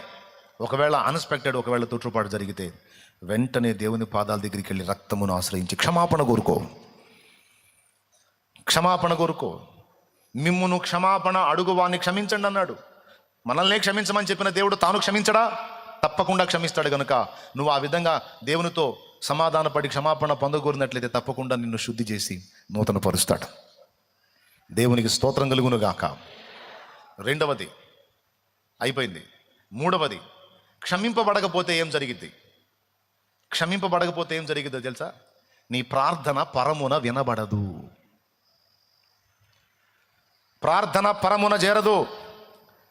చేసేయన్నీ చేసుకుంటా అసలు ఏ దోషము లేని పరిశుద్ధలాగా మనం మొరపెడితే దేవుని వాక్యం స్పష్టంగా చెప్తుంది, మీ దోషములు మీకును ఆయనకును మధ్య అడ్డుగా వచ్చును అని. యెషయా గ్రంథము 59వ అధ్యాయము 1వ వచనం నుంచి చదువు బిడ్డ. క్షింపనేరకయున్నట్లు నేనైనా దేవుడైనా చెప్పినప్పుడు వినయంతో విని దిద్దుకొని మారు మనసు పొంది సరి చేసుకుంటే ధన్యులు. అయినా మనసుని కఠినపరుచుకుంటే నాదేం పోయింది, నేను చెబుతున్నా, మూడేది మీకే. మర్యాదగా మారు మనసు పొందకపోతే, క్షమాపణ పొందకపోతే, జీవితాన్ని దిద్దుకోకపోతే, దేవుని వైపు మళ్ళుకోకపోతే నీకు మూడిద్ది. స్తోత్రం. ఎరా భయపెడుతున్నావా? బెదిరిస్తున్నావా? అబ్బే నేను కాదు, అసలు నా డైలాగే కాదు ఇది. నేను అన్నీ కలిపి నాకైనా మీకైనా అని చెప్తున్నా. నాకైనా మీకైనా అంటే ఇప్పుడు ఎవరు వార్నింగ్ ఎవరిది? నాదా దేవుడిదా? నాదా పరిశుద్ధాత్మదా? అది ఆయన మాత్రం ఎందాక అడ్డుపడతాడు. అడ్డుపడి విసుగు పుట్టినప్పుడు అప్పచెబుతాడు. దేవుడు అప్పచెప్పిన విషయాలు కూడా ఉన్నాయి బైబిల్లో. అప్పచెప్పినప్పుడు ఇక నువ్వు అంతే. అందుకని అప్పచెప్పింది ఆగొద్దు. శుక్రవారం పాపం ఫాస్టింగ్ ఉండి వచ్చి ఉంటారు, దిద్దుకోండి. పొరపాటు పడని మనిషి అంటే ఎవరు ఉండరు. చిన్నయో పెద్దయో పొరపాట్లు జరుగుతాయి. జరిగినప్పుడు దిద్దుకొని సరి చేసుకొని నిజంగా మారు మనసు పొందాలి. షో చేయొద్దు మన దేవుని ముందు. ఆయన హృదయాలు ఎరిగినవాడు. మొదటిది, సమాధానం పోయినప్పుడు శత్రువు మన మీద అటాక్ చేసే అవకాశం ఉంటుంది. రెండవది, దోషము వలన దాని ఫలము మనం అనుభవించాల్సి ఉంటుంది. మూడవది, మన ప్రార్థన అంగీకరింపబడదు, పరమునకు చేరదు.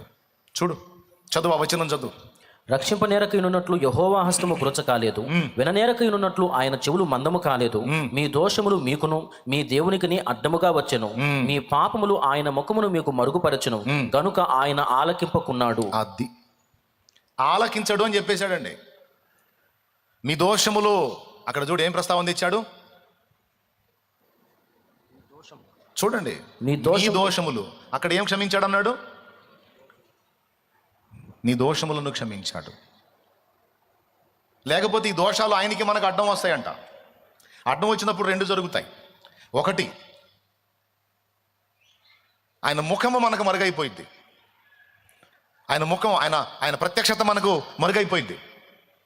రెండవది, మన మొర్ర అక్కడ వినపడదు. ప్రభు మొర్ర వినవా అనే పాటలో ఈ రెండు ఉన్నాయి.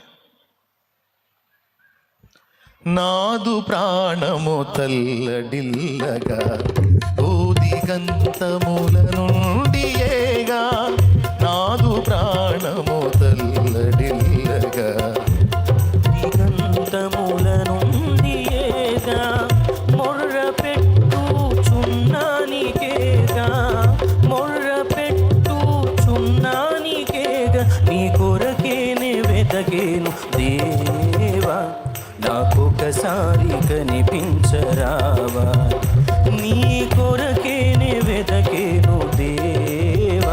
చెప్పాడు? మొర్ర పెట్టుచున్నాను నీకేగా. ఏం చేద్దాం? నువ్వు దోషభూయిష్టంగా ఉంటే ఆ మొర అక్కడికి చేరదంట. నువ్వు గావు కేకలేసినా అయ్యా ప్రభా దేవాన్ని కొండ కేకలేసి వినపడదు సోదరా. ఒకవేళ నీకు దేవునికి మధ్య దోషం అడ్డుగా లేదు, నువ్వు పరిహరించబడ్డావు, క్షమాపణ పొందుకున్నావు అనుకో, నువ్వు గావు కేకలు వేయాల్సిన అవసరంలా. హిజ్కియాలాగా గోడ తట్టు ముఖం తిప్పుకుని, దేవా నీ నీతిని న్యాయమును సత్యమును అనుసరించి నేను ఎలాగో నడుచుకుంటున్నావు నీకు తెలియదా? అసలు హిజ్కియా అయితే ఈ రోగం తగ్గించు, నాకు ఇంకా ఆయుష్ ఇవ్వు, బతకాలను ఉంది అనే మనవులు చెయ్యలేదండి. వింత. మీ బైబిల్లో ఉంటే చూపించండి నాకు. నా బైబిల్లో అయితే లేదు. హిజ్కియా ఏమన్నాడంటే, ఇప్పుడు ఆయనకి క్యాన్సర్ వచ్చిందండి. హిజ్కియాకి అనుకుందాం క్యాన్సర్ పుండు వచ్చిందండి ఆయన బాడీ మీద. ఏంది తగ్గట్లేదు, పెరిగిపోతుంది రోజు రోజుకి అని చెప్పి దిగులు పడ్డాడు. దేవుడిని అడిగాడు, ఏందే నేను ఉంటానా పోతానా, ఏంది ఏం తగ్గట్లేదు ఏందని అడిగాడు. అప్పుడు దేవుడు ప్రవక్త అయిన యెషయాను పంపించాడు. నా దాసుడు అడుగుతున్నాడు, పోయి చెప్పవా, అది ఇక టైం అయిపోయింది, తీసుకుంటానని చెప్పు, చావుకే వచ్చిందని చెప్పు, ఇల్లు చక్కబెట్టుకోమని చెప్పు, క్లైమాక్స్ అని చెప్పని పంపించాడు. యెషయా వచ్చాడు. వచ్చి నీవు మరణమవుతున్నావు, బ్రతుకవు గనుక నీ ఇల్లు చక్కబెట్టుకో, ఇది చివరి ఘట్టం నీకన్నాడు అని వెళ్ళాడు. ఇంకేనేమో ఆయనతో మాట్లాడాల, ఆర్గ్యూ చేయలే, ఏం లేదు. ఆయన పూర్తిగా భవంతి దాటక మునిపే చెప్పాడు. ఆయన వెంటనే గోడ తట్టు ముఖం తిప్పుకొని ఏమన్నాడు ఒకసారి చదువుతాడినండి. 2 రాజుల గ్రంథం 20వ అధ్యాయం 2వ వచనం. అతడు తన ముఖము గోడ తట్టు త్రిప్పుకొని యెహోవా యథార్థ హృదయుడునై సత్యముతో నీ సన్నిధిని నేనెట్లు నడుచుకొంటినో, నీ దృష్టికి అనుకూలముగా సమస్తమును నేనెట్లు జరిగించితినో కృపతో జ్ఞాపకము చేసుకునమని హిజ్కియా కన్నీళ్లు విడుచుచు యెహోవాను ప్రార్థించెను. మళ్ళీ ఒక్కసారి చదువునానా, మన వాళ్ళు బాగా చూస్తారు. అతడు తన ముఖము గోడ తట్టు త్రిప్పుకొని యెహోవా యథార్థ హృదయుడునై సత్యముతో నీ సన్నిధిని నేనెట్లు నడుచుకొంటినో, నీ దృష్టికి అనుకూలముగా సమస్తమును నేనెట్లు జరిగించితినో కృపతో జ్ఞాపకము చేసుకునమని హిజ్కియా కన్నీళ్లు విడుచుచు యెహోవాను ప్రార్థించెను. ఓకేనా? సేమ్ మ్యాటరు యెషయా గ్రంథం 38లో కూడా ఉంది చూడండి.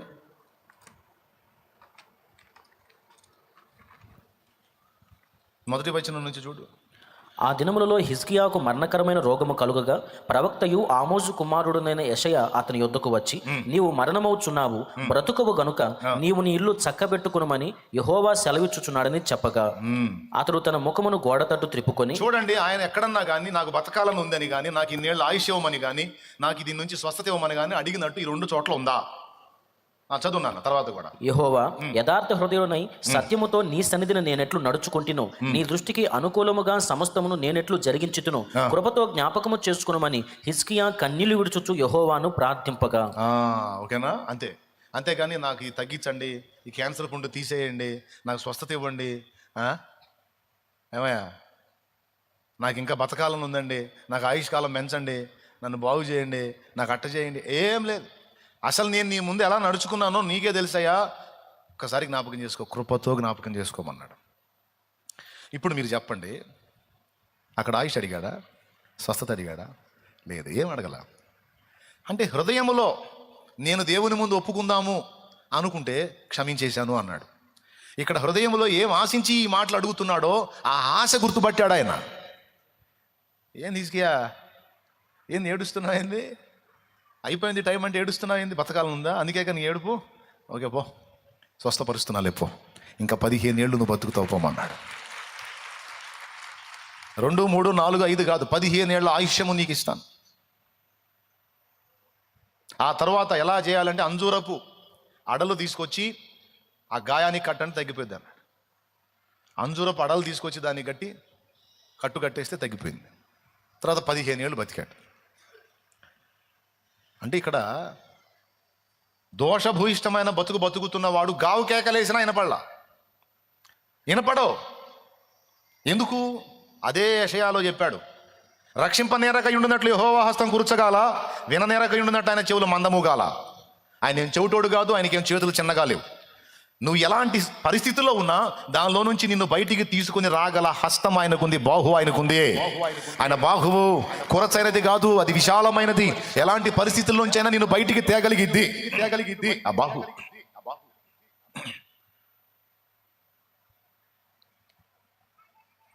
నువ్వు మొత్తుకుంటే విననేరకపోవడానికి ఆయన చెవిటోడు కాదు, ఆయన చెవులకి ఏం మందం లేదు. రక్షిస్తాడు, వింటాడు, రక్షిస్తాడు.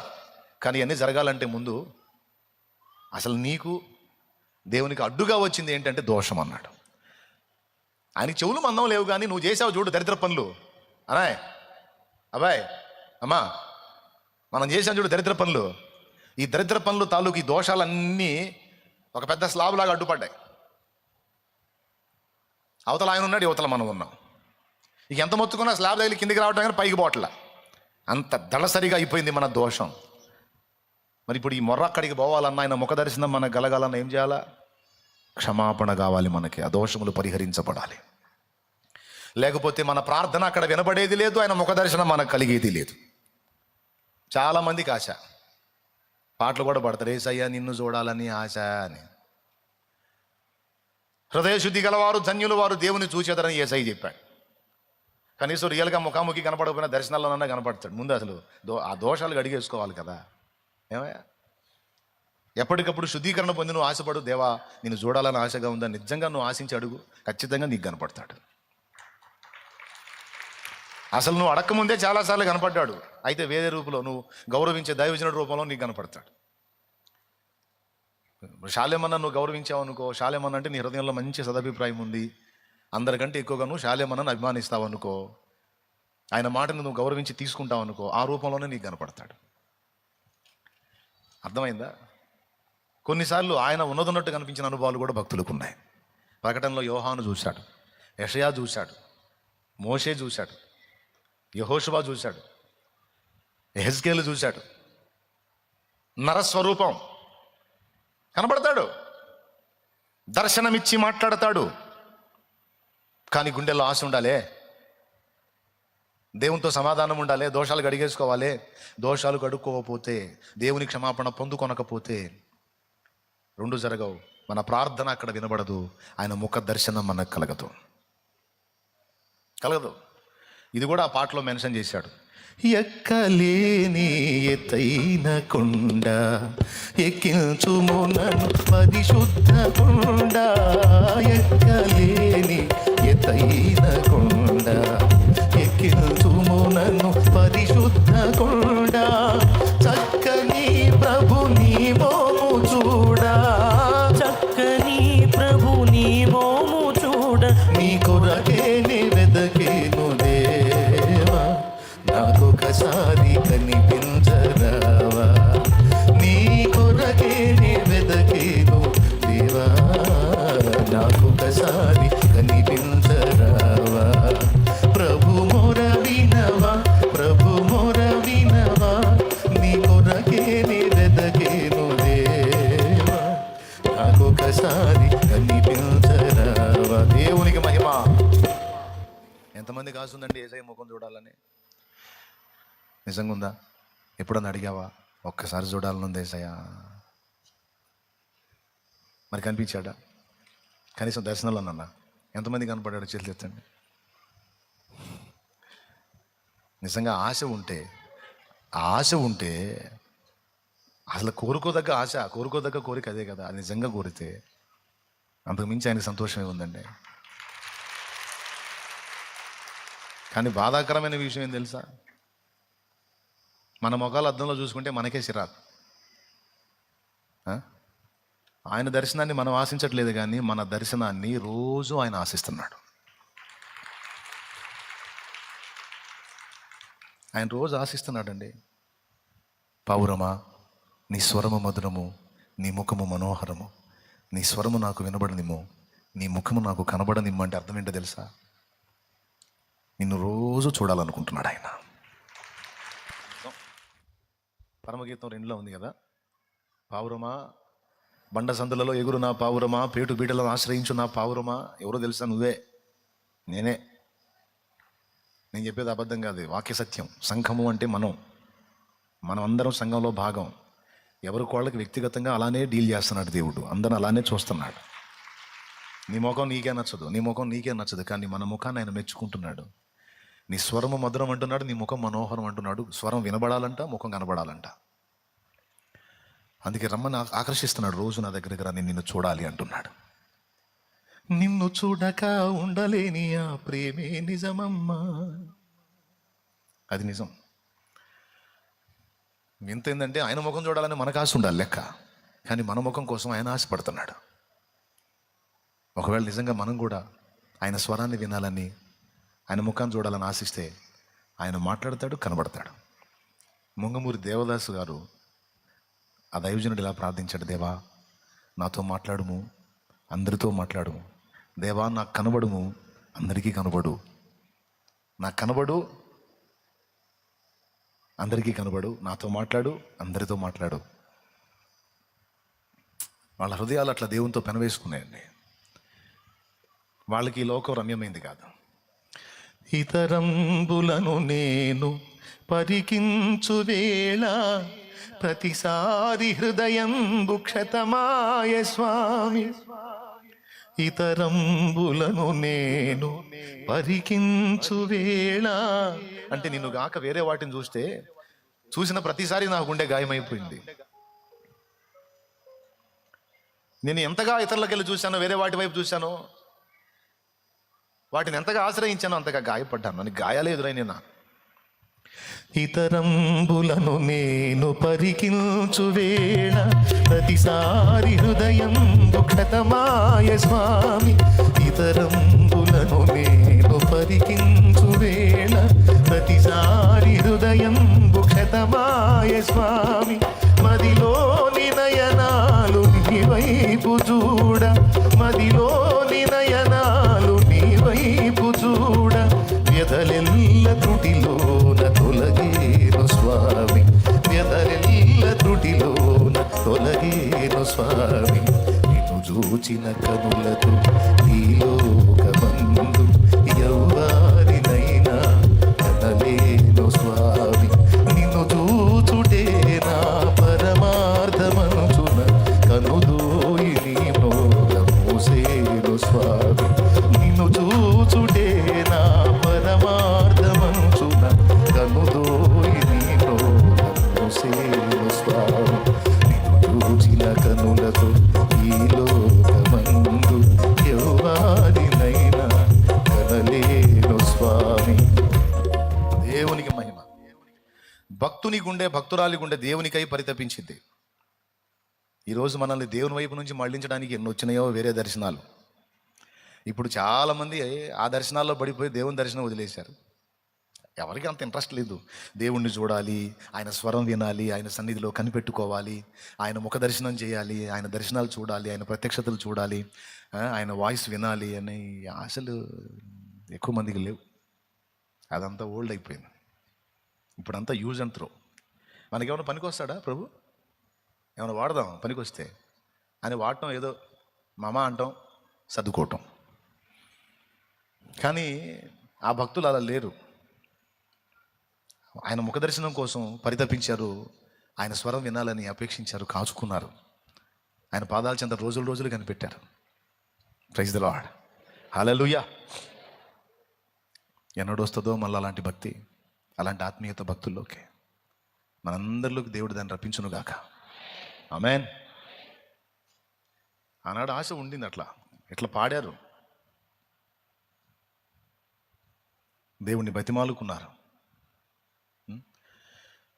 హద్దులే నాటిలో కాశల అవివేకినై కుడియాడితి. హద్దులే నాటిలో కాశల అవివేకినై కుడియాడితి. మొద్దులతో నింక కూటమి, మొద్దులతో నింక కూటమి. ఉదయ్యా ఉదయ్యా ఉదయ్య తండ్రి నన్ను గన్నయ్య రావే నా యేసు. నన్ను గన్నయ్య రావే నా ప్రభువా. నన్ను గన్నయ్య రావే నా యేసు. నన్ను గన్నయ్య రావే నా ప్రభువా. ఎన్ని పాటలున్నాయో ఈ పాటలన్నీ అయ్యే చెప్తాయి. భక్తుల హృదయాలు అవే వాంఛించాయి. ఆయన చూడాలి, ఆయన స్వరం వినాలి, ఆయనతో గడపాలి, ఆయనతో నడవాలి. సరేలే, ఇంకా పాటలు పాడుకుంటే మనకి సాయంత్రం అయినా కూటం అవదలే. కానీ ఇంతకైనా ముఖాన్ని మనకు మరుగు చేసేది, మన స్వరం ఆయన దగ్గరికి చేరకుండా అడ్డగించేది దోషము. దోషము వలన మనకు కలిగే మూడవ నష్టము, మొదటి నష్టం సమాధానం కొరవటం, రెండవ నష్టం దాని ఫలం మనం అనుభవించటం, మూడవ నష్టం మన ప్రార్థన అంగీకరింపబడకపోవటం. యోహాను సువార్త 9 పోయి చూడండి. గుడ్డివాడు చెప్తాడు అక్కడ, గుడ్డివాడై ఉండి బాగుపడ్డవాడు, మనోనేత్రాలు వెలిగించబడ్డవాడు ఏమంటాడు తెలుసా? పాపుల మనవి ఆయన ఆలకింపడని ఎరుగుదుము. పాపుల మనవి దేవుడు వినడు. వినాలంటే పాపం తొలగిపోవాలి, తొలగిపోవాలంటే క్షమించబడాలి. అందుకే అంటున్నాడు, నా ప్రాణమా యెహోవాను సన్నతించు, నా అంతరంగంలో సమస్తమైన పరిశుద్ధ నామమును సన్నతి. ఎందుకంటే నీ దోషములను పరిహరిస్తున్నాడు, దోషాలను క్షమిస్తున్నాడు. క్షమించకపోతే ఇన్ని నష్టాలు ఉన్నాయి మనకి, క్షమించటం వల్ల ఇన్ని లాభాలు ఉన్నాయి. ఆ ఒక మాట మీద ఇప్పటిదాకా మనం మాట్లాడుతున్నాం. దోషములను క్షమించకపోతే ఏం జరిగింది? క్షమిస్తే ఏం జరిగింది? క్షమిస్తే దేవునితో సమాధానం ఉంటుంది. క్షమిస్తే ఆ ఫలము మనం తప్పించుకుంటాం. క్షమిస్తే దేవుని ముఖం మనం చూడొచ్చు, మన స్వరము కూడా దేవునికి వినపడింది. మన ప్రార్థనలు వెళ్తాయి ఆయన దగ్గరికి. ఎక్కడ దోషాలు అక్కడ పెట్టుకొని, ఒప్పుకోకుండా, మారు మనసు పొందకుండా, ఎక్కడ దరిద్రం ఆడే పెట్టుకొని, ఆడ చండాలం ఆడే పెట్టుకొని, ప్రభువా నేను మొర్ర పెట్టిన నువ్వు ఎలా ఆలకించుకున్నావు అంటే, ఏందిరా నీ గోల నాకు వినపట్టాలంటాడు ఆయన. దేవునికి స్తోత్రం. నీకు వినపడకపోవటం ఏంది? ఊరుకో ప్రభువా. నరులకు చెవులిచ్చిన వాడివి, నోరిచ్చిన వాడివి నువ్వు, నీకు వినపడకపోవటం ఏంటంటే, లేదురా నువ్వేదో మొత్తుకుంటున్నావు, నా దాకా రావట్లేదు. అది ఎందుకు రావట్లేదు ప్రభువా? నీ దోషములు నీకును నాకును మధ్య అడ్డుగా వచ్చేరా బాబు. అర్జెంటుగా అవి కడగబడాలి, అప్పుడే నీ స్వరం నా దాకా చేరితే. కాబట్టి మన మనవి దేవుని యొద్దకు చేరకుండా అడ్డగించేది దోషము. ఇప్పుడు అది కడగబడ్డప్పుడు ప్రార్థన దేవుని దగ్గరికి వెళ్తుంది. ఆ ప్రార్థన దేవుని దగ్గరికి వెళ్ళినప్పుడు జవాబు వస్తుంది, అండ్ దేవుని ముఖ దర్శనం కూడా కలుగుతుంది. 4 విషయాలు ఉన్నాయి. చూడాలని ఎంతమందికి ఆశ ఉంది ఏసైని? ఏదో నేను అడిగానని చేతులు ఎత్తడం కాదు, నిజంగా ఉందా? మరి ఎప్పుడన్నా అడిగావా దేవుని ముందు కన్నీళ్లతో? గోజాడావా? ఒకసారి అన్నా నేను చూడాలి బ్రో. మళ్ళీ చూస్తే నమ్ముతానని అడగకూడదు, చూస్తే నమ్ముతానని అడగకూడదు.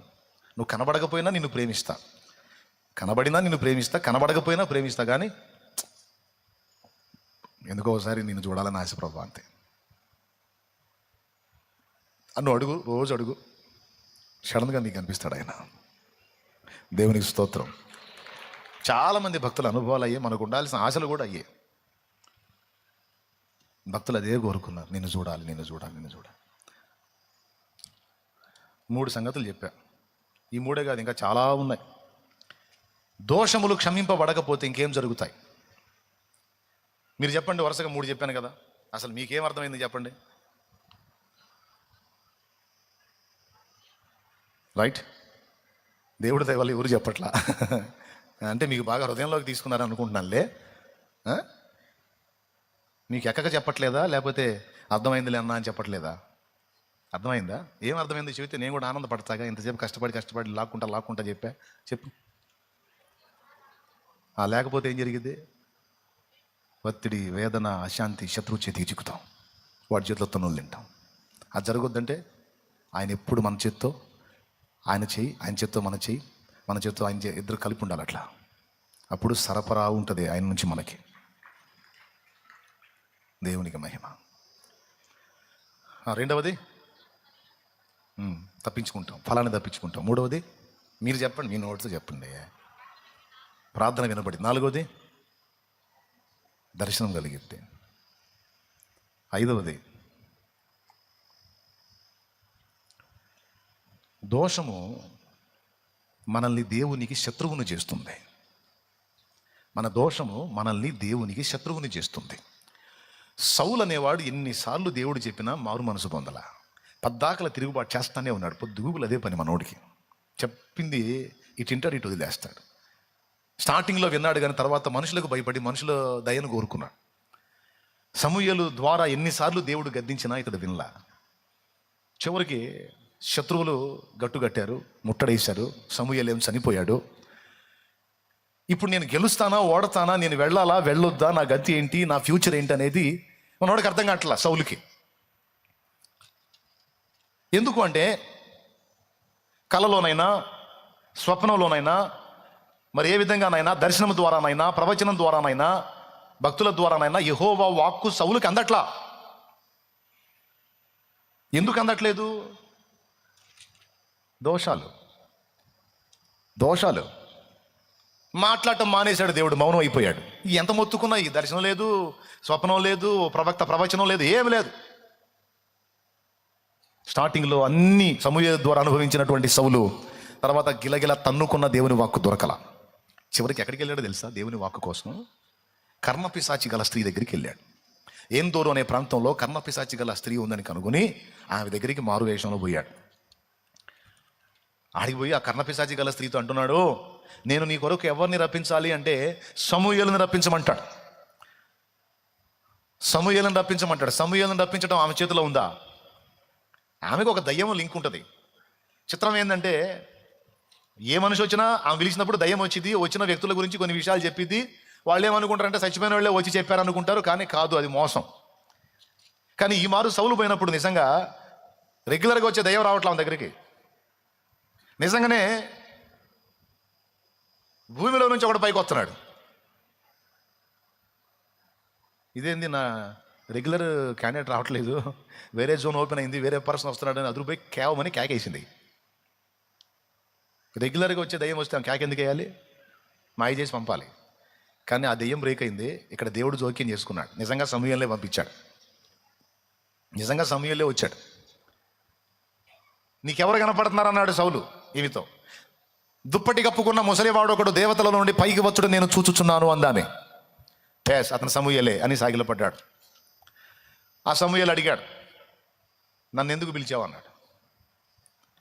ఫిలిష్తీయులు నా మీదకి వచ్చారు, యెహోవా నాతో మాట్లాడట్లేదు, యెహోవా నాతో మాట్లాడట్లేదు. కళ ద్వారానైనా, స్వప్నం ద్వారానైనా, ప్రవక్త ప్రవచనం ద్వారానైనా ఆయన వాక్కు నాకు అందట్లేదు. కాబట్టి నీ ద్వారా నేను ఆ వాక్కు పొందాలని నేను రప్పించాను అన్నాడు. అప్పుడు సమూయేలు అన్నాడు, యెహోవా నిన్ను ఎడబాసి నీకు పగవాడుగాగా నన్ను పిలిచి ప్రయోజనం ఏంటన్నాడు. ఆ మాట ఎంత భయంకరమైన మాట అంటే దేవుడే శత్రువు అయిపోయాడంట ఆ సౌలుకి. ఈ మాట నూతన నిబంధనలో కూడా యాకోబు రాసిన పత్రిక 4వ అధ్యాయము 4వ వచనంలో ఉంది చూడండి. వ్యభిచారిణులారా, ఈ లోక స్నేహము దేవునితో వైరమని మీరు ఎరుగరా? ఈ లోక స్నేహము దేవునితో శత్రుత్వం అని మీరు ఎరుగరా? వైరం అంటే శత్రుత్వం. ఎవడు ఈ లోకముతో స్నేహము చేయగోరునో వాడు దేవునికి శత్రువు. అద్దుగో చూసారా, వాడు దేవునికి శత్రువు. తమ్ముడా, సౌలుకు ఆ గతి పట్టింది. ఎందుకు వచ్చింది ఆ పరిస్థితి? దోషాలు. మారు మనసు పొందలేదు, దిద్దుకోలేదు, పశ్చాత్తాప్తుడు కాలేదు, సరి చేసుకోలేదు. పదే పదే పదే పదే తిరుగుబాటు, దోషాలు దోషాలు దోషాలు దోషాలు.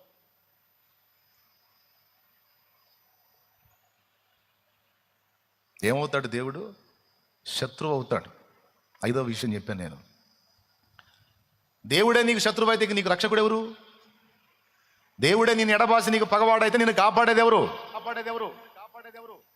ఎందుకు దేవుడిని మనకు శత్రువుగా చేస్తుంది? ఏమిటి ఇంతకీ మనల్ని అట్లా చేస్తుంది అంటే పాపము, మన పాపమే. కన్న తల్లి బిడ్డకి శత్రువు అయిందనుకో, వాడికి రక్షణ ఉందా? కాపాడేది తల్లి. ఆ తల్లి వాడిని చంపితే,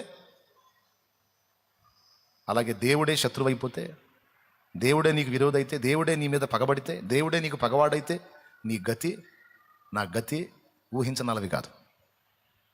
ఆ పరిస్థితి రావద్దు అంటే దోషం ఉండొద్దు. దేవుడు మనకు మిత్రుడై ఉండాలి. శత్రువు కావద్దంటే దోషం ఉండొద్దు. దేవుని ముఖం మన ముఖం దేవుడు చూడాలంటే దోషం ఉండొద్దు. కడిగేసుకోవాలి, క్షమాపణ పొందుకోవాలి, లేకపోతే దేవుడు శత్రువు అవుతాడట. ఆఖరి విషయం చెప్పి ప్రార్థన చేస్తా. ఇంకా ఉన్నాయి, చాలా ఉన్నాయిలే, కానీ ఇంకొక ముక్క చెప్పి ప్రార్థన చేస్తా. 5వది ఏందో తెలుసా? దోషముల ఫలితం ఏంటో తెలుసా? నీ ప్రయత్నములలో నీకు విజయం రాదు. నువ్వు చాలా అటెంప్ట్ చేస్తుంటావు, ఓటమి ఓటమి ఓటమి ఓటమి ఓటమి ఓటమి. జయం రాదు నీకు బిడ్డ, గుర్తుపెట్టుకో. దోషముల ఫలం అది. అపజయాల బారిన పడతావు. దావీదు ఏకాకిలాగా కొండలో, గుహల్లో, లోయల్లో తిరిగాడు. దావీదును తరిమింది సౌలే. కానీ ఎన్ని అటెంప్ట్స్ చేసినా దావీదుని ముట్టలేకపోయాడు. కారణం, దావీదుకు దేవుడు తోడై ఉన్నాడు, సౌలుకు దేవుడు శత్రువు అయిపోయాడు. దానివల్ల దావీదు మీద సౌలుకు జయం రాలేదు. అంతేకాదు, ఫిలిస్తీన్ల మీద కూడా జయం రాలేదు. చివరికి ఫిలిస్తీన్ల చేతుల్లో బలైపోయాడు. ఆ మాట సమూయేలే అంటాడు. యెహోవా నిన్ను ఎడబాసి నీకు పగవాడుగాక నన్ను పిలిచి ప్రయోజనం ఏముంది? రేపు ఈ టైం కల్లా నీవును నీ కుమారులు నాతో పాటు ఉంటారు, ఫిలిస్తీన్ల మీద నీకు జయం రాదని తేల్చేస్తాడు. ఎందుకు అపజయం వచ్చింది? దోషం. యెహోషువ గ్రంథం 7వ అధ్యాయంలో ఇశ్రాయేలు దోషము చేశారు, శపితమైన దానిలో ముట్టారు. అందుకే హాయి పట్టణం మీద జయం రాలా, ఓటమి ఎదురైంది. ఎందుకు ఓటమి ఎదురైంది అంటే దోష ఫలితం. నీకు జయం కావాలి, జయ పదంలో సాగిపోవాలి. అయిపోయిందాక ఇంక చాలే, ఇంకా కళ్ళు తెరు. దేవునికి స్తోత్రం.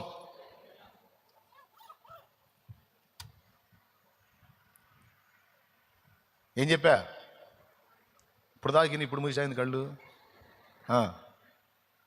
జయం రాదు. జయ జీవితం కావాలంటే దోషములు సరిచేయబడాలి, క్షమింపబడాలి. ఇప్పుడు క్షమాపణ ఎంత అవసరమైందో చూడు మనకి. క్షమాపణ లేకపోతే పరలోకం లేదు, క్షమాపణ లేకపోతే రక్షణ లేదు, క్షమాపణ లేకపోతే ఆనందం లేదు, క్షమాపణ లేకపోతే విజయం లేదు, క్షమాపణ లేకపోతే దేవునితో సమాధానం లేదు, క్షమాపణ లేకపోతే ప్రార్థనకు జవాబు లేదు, క్షమాపణ లేకపోతే ముఖదర్శనం లేదు, క్షమాపణ లేకపోతే పాప ఫలం అనుభవింపక తప్పదు. ఇన్నున్నాయి. ఇప్పుడు ఇవన్నీ మనం బ్యాలెన్స్ అవ్వాలంటే క్షమాపణ కావాలి. దేనికి? దోషముల విషయమై క్షమాపణ. అందుకని నా దోషములన్నిటినీ పరిహరించి, ప్రాణమా, ఇన్ని విషయాలలో నాకు సహాయకుడై ఉన్నాడు ఆయన. నా దోషములను ఎప్పటికప్పుడు పరిహరించి నాతో సమాధానంగా ఉన్నాడు, ముఖదర్శనం ఇచ్చాడు, నా ప్రార్థనలకు జవాబులు ఇచ్చాడు, నాకు శత్రువుల మీద జయం ఇచ్చాడు. నేను ఎప్పుడు పోయినా, ఎక్కడ అటెంప్ట్ చేసినా జయము నాదే, జయము నాదే. నాకు ఎదురు లేకుండా చేశాడు నా దేవుడు. మరణము అంచులోకి వెళ్ళిన సమాధిలోనికి పోకుండా నా ప్రాణాన్ని కాపాడాడు ఆయన. నా పెదవుల నుండి వచ్చే ప్రార్థన మానక అంగీకరించాడు. ఇవన్నీ ఎలా చేశాడో తెలుసా? నేనే మంచోడినా కాదు, దోషినే. అయినా ఆయన కృపతో నా దోషములను పరిహరించి, నా పాపములన్నిటిని క్షమించి, నన్ను ఇన్ని విషయాలలో ఆదుకొని నా పక్షమున నిలిచి నాకు జయ జీవితం ఇచ్చాడు. రక్షణ ఆనందము నాకు పుట్టించాడు. కాబట్టి నా ప్రాణమా యెహోవాను సన్నతించు, నా అంతరంగంలో ఉన్న సమస్తమా ఆయన పరిశుద్ధ నామమును సన్నతించమని అడిగిన దానిలో పాయింట్ నెంబర్ 1లో దోషాల పరిహారం ఎందుకు మాట్లాడాడంటే, ఒక దోషం యొక్క క్షమాపణ అనేది ఇంత అవసరం, లేకపోతే ఇన్ని డేంజర్లు అన్నమాట. క్లియర్గా అర్థమైందా? అర్థం కాలేదా? క్లియర్గా అర్థమైన వాళ్ళు చేతులు ఎత్తండి. రైట్. ఇక చివరిలో 2 ముక్కలు చెప్పేస్తాను. లైవ్లో జూమ్లో ఉన్నటువంటి వాళ్ళు కూడా ఎంత శ్రద్ధగా వింటున్నారో నాకు తెలియదు. మీరు జాగ్రత్తగా వినండి. చాలా ఇంట్రెస్ట్గా మీరు లైవ్లోకి వస్తూ ఉన్నారు. పోగొట్టుకోవద్దు ఈ విషయాలు. 2 విషయాలు చెప్తాను. మరి ఇప్పుడు ఇంతసేటు క్షమాపణ మనకు అవసరమై ఉంది కదా, దోషాల నివృత్తి క్షమాపణ మనకి ఇంత అవసరమైంది కదా. ఈ క్షమాపణ మనకు దొరుకున్నట్లు మనం 3 చెయ్యాలి. అది క్షమాపణ యొక్క అవసరత. అది పొందినట్లు మనం చేయవలసిన 3 పనులు. ఈ ఒక్క ముక్క చెప్పి ప్రార్థన చేస్తా. ప్రశాంతంగా మీరు చంపవచ్చు. దేవునికి స్తోత్రం. అది ఎవరు చెప్పట్లేదు మరి? చెప్పండి అందరూ కలిసి ఒకసారి స్తోత్రం చెప్పండి. 2 చేతులు ఎత్తి చెప్పండి. మనం 3 చేయాలని చెప్పాను. 1, యేసు ప్రభువే చెప్పాడు, పరలోక ప్రార్థన చేయండి. అది పరలోకమందున్నని ప్రభు నేర్పిన ప్రార్థన చేయండి. మత్తయి సువార్త 6వ అధ్యాయంలో ఈ ప్రార్థన రాయబడింది. అక్కడ 2 సార్లు ఏం చెప్పాడంటే, మా అపరాధములను క్షమించు అనే దానికి ముందు ఏమన్నాడో తెలుసా? మేము క్షమించి ఉన్న ప్రకారము మమ్మల్ని క్షమించు. ఆ క్రింద రాస్తాడు ఈ ప్రార్థన ముగింపులో, మనుషుల అపరాధములను మీరు క్షమించిన ఎడల మీ పరలోకపు తండ్రియు మీ అపరాధములను క్షమించును. 1 అయిపోయింది, సింపులే. మళ్ళీ దీని సుదీర్ఘ ప్రసంగం ఉండదు. 3 అనగానే మళ్ళీ ఆన్సర్ చెబుతాడు అనుకోవద్దు. ఒకటి అయిపోయింది. మీకు తెలియదు ఏం కాదు, తెలుసు మీకు. అయిపోయింది. 1 స్తోత్రం. ఏంటది? నీ కేసులు దేవుడు కొట్టేయాలంటే ఎదుటి వాళ్ళ మీద సీటికి మాటికి రాపుతుంటావు కేసులు, మర్యాదగా కొట్టేయకుండా అట్ట పెట్టుకున్నావు అనుకో, పెట్టుకో, ఏం పర్లేదు, దేవుడు కూడా దాచిపెడతాడు. ఇతరులను ఏ విషయాలలో నువ్వు క్షమించవలసి ఉందో ఆ విషయంలో క్షమించబడతావు. నువ్వు క్షమించలేదా, దేవుని అడిగేదానికి నీకు అధికారం లేదు. ఎందుకంటే ప్రతిరోజు నువ్వు ప్రభు నేర్పిన ప్రార్థనలో నేను క్షమించిన ప్రకారం నన్ను క్షమించు, ప్రకారం క్షమించు, ప్రకారం ఏ ప్రకారం నేను క్షమించిన ప్రకారం, నేను క్షమించకపోతే క్షమించొద్దు, క్షమిస్తే క్షమించు అని నువ్వే రోజు దేవుడికి చెప్పుకుంటున్నావు. నీ నోటితోనే ఆ మొక్కలు చెప్పించేటట్టు యేసయ్య ఆ ప్రార్థన నేర్పాడు. ఆయన మామూలుడు కాదు. నీకు నువ్వే తీర్పు తీర్చుకుంటున్నావు అని చెప్పాడు చూసావు ఇందాక రోమా 2లో మూలవాక్యం. మంచి అయితే తీర్పులు తీపిస్తాడు ఆయన, మామూలుడు కాదు. దేవునికి స్తోత్రం, హల్లెలూయా. కూర్చోబెట్టి అడుగుతాడు, ఏం చెప్పావరా? నేను నేర్పిన ప్రార్థన చెప్పిట్టు అంటాడు. అన్నీ చెప్పుకుంటే ఇక నీకు తెలుసుగా, పరలోకమందు ఉన్న మా తండ్రి నీ నామం పరిశుద్ధపరచబడును కాక, నీ రాజ్యం వచ్చును కాక, నీ చిత్తం పరలోకం నెరవేర్చండి, భూమి నెరవేరు, మాకు కావాల్సిన అందిన ఆహారం మాకు దయచేయి, మా పట్ల అపరాధం చేసిన నేను క్షమించిన ఆగురా అంటాడు. ఆగునాయన కుమారుడు, ఆగునానా ఏంటంటే,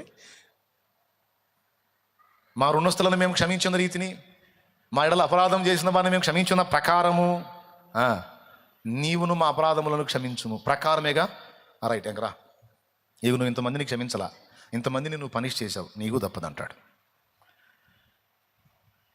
నువ్వు వదిలేసావా? నేను వదిలేస్తా. భార్య ఇంత తేడా పడితే ఎగబడి కొడతావు. మళ్ళీ పొద్దునే మోకాళ్ళు వేసి, ప్రభువా నా దోషాలన్నీ క్షమించంటే నిన్న దాన్ని అవు కదరా దౌర్భాగ్యుడు అంటాడు. వాళ్ళు దేవుడు అంటాడు అనమాట. దాన్ని క్షమించకూడదు అంటే నిన్ను కూడా దన్నాలు నేను అంటాడు. ఆమె నీకు భార్య అయితే నువ్వు నాకు భార్య. దేవునికి స్తోత్రం. నిన్ను సృష్టించిన వాడు నీకేమై ఉన్నాడా? భర్త అయి ఉన్నాడు. కాబట్టి ఇప్పుడు నువ్వు ఆమెను క్షమించలేదు కనుక నేను నిన్ను క్షమించను అంటే, ప్రభువా ఇప్పుడు నువ్వు నన్ను క్షమించను, నన్ను క్షమించు. గుర్తుపెట్టుకో, ఇతరులు మన ఎడల తప్పిదాలు చెయ్యటం అనేది ఇది రాసి పెట్టుకో, మర్చిపోకుండా నిజంగా రాసి పెట్టుకో. ఇతరులు మన ఎడల తప్పిదాలు చెయ్యటం అనేది మన తప్పిదాలను దేవుడు కొట్టేయడానికి మనకిచ్చిన అవకాశము. మీకు అర్థం కాదని నాకు తెలుసు, మళ్ళీ ఒకసారి చెబుతా. ముద్దులకు అర్థమైద్ది, నాలాంటి తిక్కలు వాళ్ళకి అర్థం కాదు. మళ్ళీ ఒకసారి చెబుతా. ఇతరులు మన ఎడల పొరపాటు చేయటం అనేది జరగొద్దు అని మనం కోరుకుంటాం. అది మన పిచ్చి తెలివి. అసలు నా దగ్గర అందరూ పర్ఫెక్ట్గా ఉండాలి, ఎవరు ఏ తప్పు చేయొద్దు నా దగ్గర, అంతే, నా దగ్గర ఉంటే అంతే, ఖచ్చితంగా ఉండాలి అని డైలాగులు వేస్తుంటాం. ఇంట్లో అయినా, బయట అయినా, ఆఫీస్లోనైనా, ఎక్కడైనా సరే. ఇదిగో నా దగ్గర ఉన్నప్పుడు ఇట్లా పిచ్చి పిచ్చి కథలు పడితే నా దగ్గర లెక్క అంటుంటారు కదా. లెక్కేనా? లెక్కే, ఓకే. అందరు లెక్క సరిగా ఉంటే నువ్వు ఎవరిని క్షమిస్తావు? క్షమించుడి. అప్పుడు మీరు అసలు నువ్వు క్షమించటం అనే దినుసు వాడాలంటే ముందు నిన్ను ఇబ్బంది పెట్టేవాళ్ళు ఉండాలిగా. అందుకే నీకు తెలియకుండానే కొంతమంది నేను ఇబ్బంది పెడుతుంటారు. ఆ ఇంట్లో వాళ్ళు కావచ్చు, బయట వాళ్ళు కావచ్చు, అన్యులు కావచ్చు, క్రైస్తవులు కావచ్చు, క్రైస్తవేతరులు కావచ్చు. ఎటో పక్క నుంచి ఎవరో ఒకరి చేత నువ్వు సఫర్ అవుతుంటావు, ఇబ్బంది పడుతుంటావు. నువ్వేం కోరుకుంటావు అంటే, ఇది నాకు వద్దురా బాబోయ్ అని కోరుకుంటావు. కానీ అది అనుమతించబడతా ఉంటుంది. నీ బాధ కలిగింది, ఏడుపు వచ్చింది, దుఃఖం వచ్చింది, ఎందుకు వీళ్ళు నా వెంట ఇట్టబడ్డారని అనిపించింది నీకు. నీ ఫ్యామిలీ మెంబర్స్ అనుకో, ఎందుకు ఇంత ఏడిపిస్తున్నా, నన్ను ఎందుకు ఇంత ఇబ్బంది పెడుతున్నా? దేవా ఏంది నాయనా అంటాడు. ఆయన దగ్గర పోయి కూర్చుంటే, చర్చికి వచ్చి కూటంలో కూర్చుంటే క్షమించు అని వాక్యం వచ్చింది. ఏంది ప్రభా క్షమించేది? ఒక్కొక్కరిని తన్నాలనిపిస్తుంది ప్రభా, అట్లా చేయాలనిపిస్తుంది ప్రభా, ఎట్లా చేయాలనిపిస్తుంది అంటే, అప్పుడు నిన్ను రోజు తన్నాల్సి వచ్చింది. నేను అడుగడుగునా నిన్ను తన్నాల్సి వచ్చింది. నేను నిన్ను తన్నకుండా ఉన్నట్లు నీవును వారిని శిక్షించవద్దు, క్షమించు. నేను నిన్ను క్షమించినట్లు వారు నీ ఎడల అపరాధం చేసి క్షమించుట అనే దినుసు వాటానికి నీకు అవకాశం ఇచ్చారా పిచ్చోడా, క్షమించంటాడు. అసలు ఎవరో ఒకళ్ళు మన ఎడల తప్పిదం చేసేవాళ్ళు లేకపోతే మనం ఎవరిని క్షమించాలి? కాబట్టి మన ఎడల ఇబ్బంది పెట్టేవాళ్ళందరూ దేవుడు మనకిచ్చిన అవకాశాలు. ఇప్పుడు కూడా అర్థం కాలేదా? అర్థమైందా? తమ్ముడు మరి క్షమిస్తావా లేకపోతే సీరియస్ అవుతావా? నువ్వేమో పిల్లలు తప్పు చేసినా, ఇంట్లో మనిషి తప్పు చేసినా, ఏమమ్మా ఎవరు తేడా పడ్డా వెంటనే రియాక్ట్ అయిపోయి గందరగోళం చేసి, దాడులు చేసి, తిట్టి, చండాలంగా మాట్లాడి నాన్న రభసా చేస్తావా? మళ్ళీ దేవుని దగ్గర మోకాళ్ళు, నా దోషాలన్నీ కొట్టినా, నా దోషాలన్నీ క్షమించు ప్రభా. అబ్బా ఎంత నీతిమంతుడు అన్నా నువ్వు ఇంత దాన్ని సహించకుండా అవంతున్నా ఎగబడతావు నువ్వు. నా దగ్గరకు వచ్చి ఎంత వినయంగా అడుగుతున్నావు నాయన, నా అన్నీ కొట్టే ప్రభా, నా అన్నీ కొట్టే నాయన. నేను కొట్టేను, నువ్వు ఎన్ని కొట్టేసావు అన్ని కొట్టేస్తా. ఎందుకని ప్రభా మొత్తం కొట్టే ప్రభా. నేను ఒక తెలివితో ప్రార్థన చేస్తా, దేవుడు నవ్వుకుంటాను, నాకు తెలుసు. అరే ఈ తెలివి ఆపురు అరే అంటాడు ఆయన. నేను ఇతరులను క్షమించే సుబుద్ధి మాకిచ్చి, దేవునికి స్తోత్రం కలుగును. యేసయ్య నేర్పిన ప్రార్థన చేయను నేను. మా అపరాధములను మీరు క్షమించండి అనే దానికి ముందు ఇతరుల అపరాధములను నేను క్షమించున్న ప్రకారం నీవు అపరాధములు క్షమించు అనను. అది ఏసై నేర్పిన ప్రార్థన. అనను, ఇతరులను మేము క్షమించే సుబుద్ధి మాకిచ్చి మా అపరాధాలను కూడా క్షమించు. వీడు నేను నేర్పిన ప్రార్థనకి మార్చి ప్రార్థన చేస్తాను. కుదరదు. మనం అట్లా మార్చి చేస్తామని కింద మళ్ళీ రాయించాడు, మనుషుల అపరాధములను మీరు క్షమించిన యెడల మీ పరలోకపు తండ్రియు మీరు కొలుచు కొలత చొప్పుననే మీకు కొలబడు, మీరు తీర్చు తీర్పు చొప్పుననే మీకు తీర్పు. అది ఇందాక స్టార్టింగ్లో మీరు చదివింది మూల వాక్యంలో. జాగ్రత్త. నీకు ఒక న్యాయం అను దేవుని ముందు, నువ్వు జనానికి ఒక న్యాయం చేస్తావా? నువ్వేదన్నా తేడా పడితేనేమో ఎవరు సౌండ్ చేయకూడదా? ఎవరన్నా తేడా పడితేనేమో ఊరు మొత్తం తిరిగి చెబుతావా? ఏం తీసుకొని కొట్టాలి నిన్ను? ఇదేం న్యాయం? కాబట్టి నువ్వు చేయొద్దు, నలుగురిని ఆరడి చేయొద్దు, నువ్వు ఆరడి పాలు కావద్దు. నువ్వు తీర్పులు తీర్చొద్దు, తీర్పు పాలు నువ్వు కావద్దు. నువ్వు క్షమించక ఉండవద్దు, దేవుని క్షమాపణ కోల్పోవద్దు. దావీదు ఎందుకు క్షమించబడ్డాడో తెలుసా? చాలా విషయాల్లో దావీదు అలాగా అనేకుల్ని దాటుకుంటూ వచ్చాడు. ఓ ఓ ఓ అని. దావీదు హృదయంలో క్షమించే బుద్ధి ఉంది. తన ప్రాణాన్ని తీయటానికి వెంటబడుతున్న సౌలుని అనేక సార్లు చంపకుండా వదిలేశాడు. అలా చాలామంది విషయంలో అంతే స్పందించాడు. కనుక క్షమించే మనస్సు మనకు క్షమాపణను తెచ్చిపెడుతుంది. కాబట్టి ఇప్పుడు ఏం నేర్చుకున్నాం? మర్యాదగా క్షమించాలి అని చెప్పటం కాదు, హృదయంలో తీసుకొని ఆచరణలో పెట్టండి. పోనీలే అనుకోవాలి, 7 సార్లు తెలిసచ్చంటావా, తెలిసట్టు ఎందుకు చేస్తా, సరే పో, తగలబడ్డావు లేపో అని, పో క్షమించాను పో, పోనీలే అని దేవుని మనస్సు కలిగి క్షమించేయి. నా తండ్రి నీ దోషాలన్నిటినీ క్షమిస్తాడు. దేవుని క్షమాపణ మనకు ఎంత అవసరమో ముందు చెప్పాను. అది ఎలా వచ్చిందో చెప్తున్నా. పాయింట్ నెంబర్ 1, క్షమించబడిద్ది ఎప్పుడు? మనం క్షమిస్తే. ఒకటి. రెండోది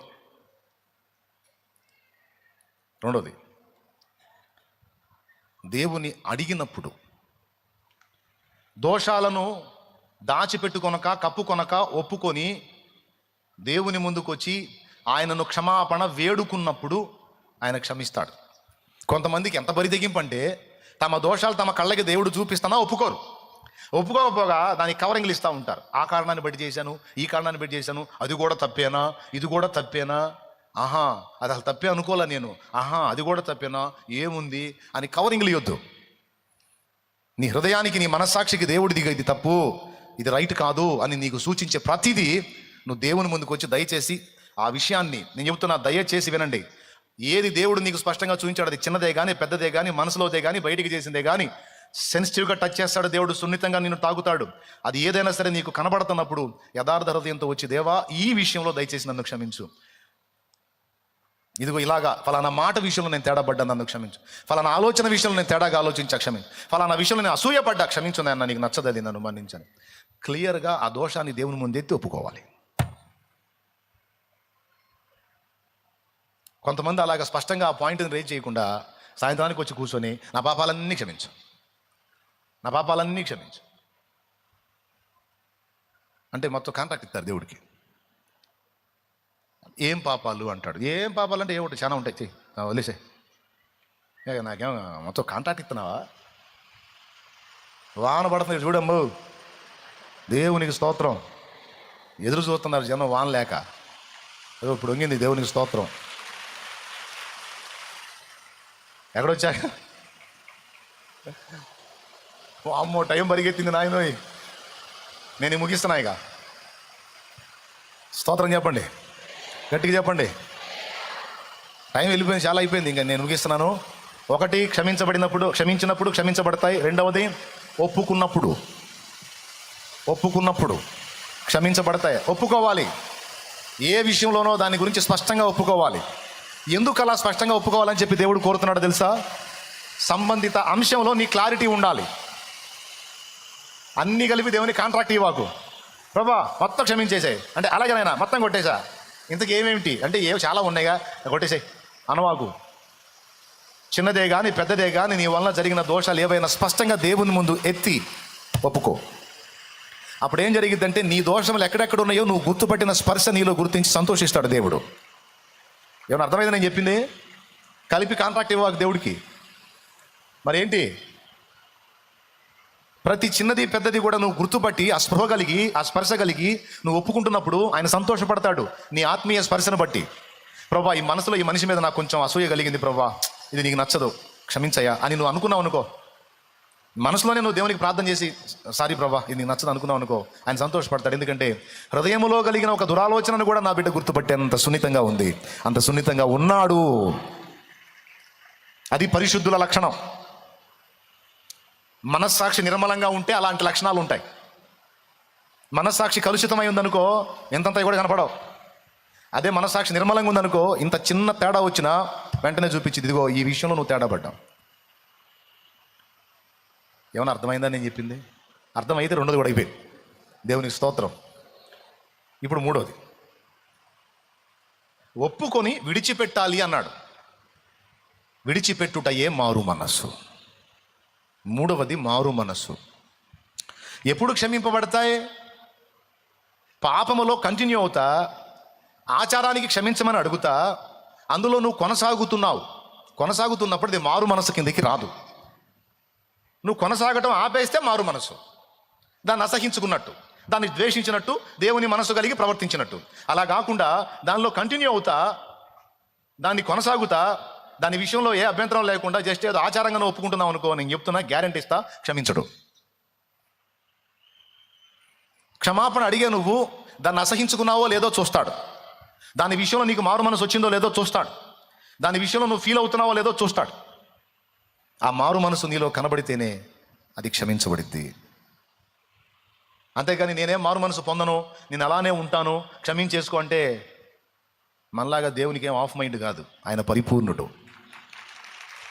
కట్టే చెప్పాడు ప్రకటన గ్రంథంలో 2వ అధ్యాయంలో ఎఫెసు సంఘపు దూతకు మొదలు పెట్టుకొని 5గురికి మారు మనసు పొందితేనే సరి, పొందితేనే సరి, పొందితేనే సరి, పొందితేనే సరి, లేకపోతే ఊరుకోనని చెప్పేశాడు.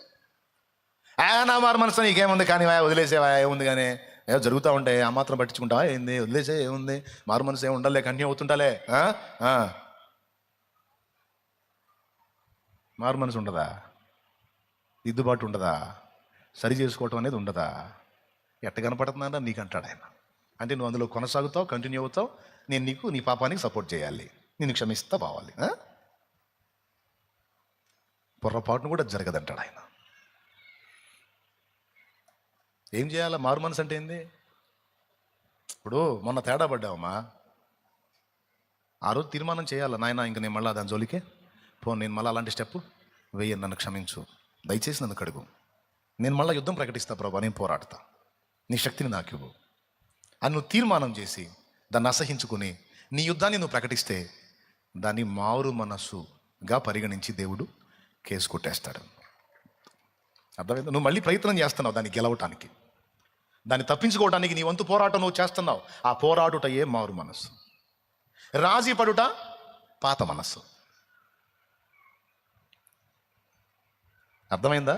ఒకవేళ పోరాటంలో మళ్ళా నువ్వు దెబ్బతిన్నావు అనుకో, దేవా పోరాడాను, నిలవలేకపోయాను, నన్ను క్షమించు, దయచేసి నన్ను మన్నించు, నేను మళ్ళీ యుద్ధం ప్రకటిస్తాను, నేను మళ్ళీ పోరాడతా ప్రభా, నాకు శక్తిని అని నువ్వు దేవుని వైపు మళ్ళొచ్చు. ఇక్కడ ఏం గమనిస్తాడంటే నువ్వు రాజీ పడ్డావా, ఫైట్ చేస్తున్నావా, అది ఏ విధమైన పాపమైన తమ్ముడు. నాయన మీకు ఇంకా ఇంత క్లియర్గా చెప్పాను, అయినా అర్థం కాకపోతే నేను చేయగలిగింది ఏం లేదు, కానీ చాలా క్లియర్గా చెప్పాను, నేను లోపల ఆనందపడుతున్నాను. నేను దేవునికి స్తోత్రం. మీకే కాదు నాతో కూడా దేవుడు మాట్లాడుతున్నాడు అన్ని విషయాల్లో. నేను కూడా సరి చేసుకోవాలి, మీరు కూడా సరి చేసుకోవాలి, అందరం బ్యాలెన్స్ చేసుకోవాలి. మీకు తగ్గ దిద్దుబాట్లు మీకుంటే నాకు తగ్గ దిద్దుబాటు నాకుంటుంది. ఇక్కడ ఎవరు పెద్ద మనుషులు లేరు, అందరూ బ్యాలెన్స్ అవ్వాలి. పరిశుద్ధాత్మ నేను కూడా అడిగాను, నాతో మాట్లాడు, బిడ్డలందరితో మాట్లాడు అని. నీ వాక్యం మాకు పంపయ్యా అని ప్రార్థన చేశాను. నేను కూడా నాతో కూడా నా తండ్రి మాట్లాడు. నేను బ్యాలెన్స్ అవ్వాల్సినవి ఉంటాయి, మీరు బ్యాలెన్స్ అవ్వాల్సినవి ఉంటాయి. సెన్సిటివ్గా దేవుడు సున్నితంగా మాట్లాడుతున్నాడు, గ్రహించి జాగ్రత్త పడండి. పోరాటం చేయండి, యుద్ధం చేయండి. రాజీ పడతావా శత్రువుతో, రాజీ పడతావా దోషంతో, రాజీ పడతావా పాపంతో, అట్లయితే సౌలు స్థితికి వెళ్ళిపోతావు. సౌలు రాజీ పడ్డాడు, లైఫే లేదు సౌలుకి. దావీదు పోరాడాడు, గెలిచాడు, బిడ్డ తరం ఆశీర్వాదకరంగా ఉన్నాడు. పోరాడాడు, బ్రతుకంతా పోరాడుతూనే ఉన్నాడు. దావీదు బ్రతుకంతా పోరాడుతూనే ఉన్నాడు, తన దోషాలు ఎత్తుతానే ఉన్నాడు, దేవుని ముందు ఒప్పుకుంటానే ఉన్నాడు, సరి చేసుకుంటానే ఉన్నాడు, మారు మనసు ప్రకటిస్తానే ఉన్నాడు, కృప పొందాడు. దావీదు కుమారుడా యేసు అనిపించుకోవడానికి దేవుడు ఇష్టపడ్డాడు. ఎందుకు? దావీదు నిజంగా యుద్ధవీరుడే. లోకంలో ప్రజలతో యుద్ధం చేయటమే కాదు, తన పాపాలతో కూడా యుద్ధం చేశాడు. రాజీ పడలా. దేవునికి స్తోత్రం కలుగును గాక. హల్లెలూయా. ఏం చేయాలా? రాజీ పడలా. 119వ కీర్తనలో అదే అంటాడు, దేవా నీ వాక్యాన్ని ధ్యానించాను, కానీ నేను హృదయంలో నీకు తీసుకోకుండా అశ్రద్ధ చేసినందున నేను దెబ్బతిన్నాను. నేను నీ ఎదుట పాపము చేయకుండాన్నట్లు నా అంతరంగములో నీ వాక్యమును ఉంచుకొని ఉన్నాను. ఇదిగో ఇప్పుడు నేను జాగ్రత్త తీసుకున్నా, నీ వాక్యము నా హృదయంలో పెట్టుకున్నా. ఇదిగో మళ్ళా యుద్ధం ప్రకటించా, నేను ఇంకా బలహీనపడనయ్యా, నన్ను నడిపించు.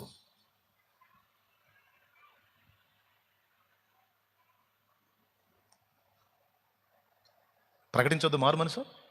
రాజీ పడదామా? సౌల్లాగా దావీదులాగా యుద్ధం చేద్దామా? ఎంతమంది ఒప్పుకుంటానా? నేను చెప్పినట్టు నువ్వు నిజంగా ఈ 3 విషయాల్లో, క్షమించే విషయంలోనూ, దేవుని అడిగే విషయంలోనూ, మారు మనసు పొంది దిద్దుకునే విషయంలోనూ నువ్వు జాగ్రత్తగా ఉండు. నా దేవుని క్షమాపణ నీకు వచ్చింది, దేవుని సమాధానం నీకు స్టార్ట్ అయితే స్వస్థత కలిగిద్ది. దోష ఫలితంగా వచ్చిన జబ్బులకి స్వస్థత కలిగిద్ది. ఆయన క్షమించి స్వస్థపరుస్తాడు. కుమారుడా నీ పాపములు క్షమింపబడి ఉన్నవి, లేచి నీ పరుపెత్తుకొని నడవమంటే స్వస్థత వచ్చింది. అక్కడ ఏమర్థమైంది? దోషాన్ని క్షమించాడు, రోగం తగ్గిపోయింది. దోషాన్ని క్షమించాడు, రోగం తగ్గింది. వైద్యుల వల్ల కాల, దేవుడే క్షమించానన్నాడు, వానికి స్వస్థత వచ్చింది. ఇదిగో కృపతో జ్ఞాపకం చేసుకోమన్నావుగా, జ్ఞాపకం చేసుకున్నాను, 15 ఏళ్ళు పో అని హిజ్కియాకి ఇచ్చేస్తాడు. బిడ్డలారా ఆలోచించండి. దేవుని క్షమాపణ మనకు కావాలి. అందుకే దిద్దుకుందాం, సరి చేసుకుందాం. అప్పుడు స్వస్థత వచ్చిద్ది. దేవుని స్వరం మనం వినే ఛాన్స్ ఉంటుంది. మన ప్రార్థన అక్కడికి చేరిద్ది. ఆయన ముఖదర్శనం మనకు కలిగిద్ది. మనం ఆయనతో అనుబంధం కొనసాగిద్ది. ఆ అనుబంధం మనకు కలిగి ఉన్నంత వరకు 1000 కాదు 1,000,000 దెయ్యాలు ఏకమై వచ్చినా మనకు భయం ఉండదు. నెమ్మదిగా వండుకొని నిద్రపోవచ్చు. దేవుడిచ్చింది కడుపు నిండా తినవచ్చు. నీ ప్రార్థనకు విలువ ఉంటుంది, ఆలకించబడిద్ది, నీకు విజయం ఉంటుంది. నువ్వు 10 అటెంప్ట్లు కాదు, నువ్వు మొదటి అటెంప్ట్లోనే జయం పొందుతావు. అలా చేస్తాడు ఆయన. కాబట్టి దిద్దుకుందాం, సరి చేసుకుందాం, లోపాలను దిద్దుకుందాం, నిజంగా మారు మనసు పొందుతాం. ఈరోజు ఒక తీర్మానం చేసి దేవుని వైపు మళ్ళుకుందాం. రండి, పైకి లేచి నిలబడదాం. అందరూ రండి. లైవ్లో ఉన్నవాళ్ళు, జిమ్లో ఉన్నవాళ్ళు, బిడ్డలందరూ, కనిపిస్తున్న వాళ్ళందరూ కూడా రండి. మోకాళ్ళ మీద ఛాన్స్ ఉన్న వాళ్ళందరూ మోకాళ్ళ మీదకి వచ్చేయండి. బిడ్డ మోకాళ్ళు వేయగలిగిన వాళ్ళు మోకాళ్ళు వేయండి, మోకాళ్ళు వేయలేకపోయిన వాళ్ళు లేచి నిలబడండి. ప్రార్థన చేద్దాం. సేవకులు అందరూ కూడా దిద్దుకోండి. ఎందుకు నీకు విజయం రావట్లేదంటే దోషం ఒక కారణం కావచ్చేమో, కొన్ని రాజీ పడుతున్నావేమో, కొన్ని పాపాల విషయంలో కొనసాగుతున్నావేమో, కంటిన్యూ చేస్తున్నావేమో, పశ్చాత్తాపం నిజంగా నీకు రాలేదేమో, నువ్వు దిద్దుబాటు చేసుకోవాల్సిన విషయాలు ఉన్నాయేమో, సరి చూసుకో. లోపాలుగా ఉన్న వాటిని అన్నిటిని దిద్దుకో. రాజీ పడద్దు. పాపంతో మనకెప్పుడు ఫ్రెండ్షిప్ లేదు, పాపంతో మనకెప్పుడు రాజీ లేదు. అది ఎప్పటికీ మనకి డేంజర్. అదే వద్దొద్దు. దేవుణ్ణి అడుగు, దేవా ఈరోజు నాతో సూటిగా నువ్వు మాట్లాడావు నాయన, స్పష్టంగా మాట్లాడావు నాయన. నేను రాజీ పడుతున్నాను ప్రభా, మళ్ళీ రాజీ పడుతున్నాను ప్రభా. లేదయ్యా మారు మనసు ప్రకటిస్తున్నాను, నేను క్షమిస్తాను ప్రభా. నీ క్షమాపణను కూడా నేను వేడుకుంటాను. అంతేకాదు నేను మారు మనసు పొందుతున్నాను. నేను ఇంకా మళ్ళీ ఆ పాపం జోలికి వెళ్ళను, నేను మళ్ళీ ఇంకా చెడుతనం జోలికి వెళ్ళను, మరోసారి నేను ఆ విధంగా ప్రవర్తించను, నన్ను క్షమించమని. ఎక్కడెక్కడ నువ్వు బ్యాలెన్స్ మిస్ అయ్యావో, ఎక్కడెక్కడ నువ్వు తేడాపడ్డావో దేవుని ముందు ఈరోజు సమాధానపడు, సరిదిద్దుకో.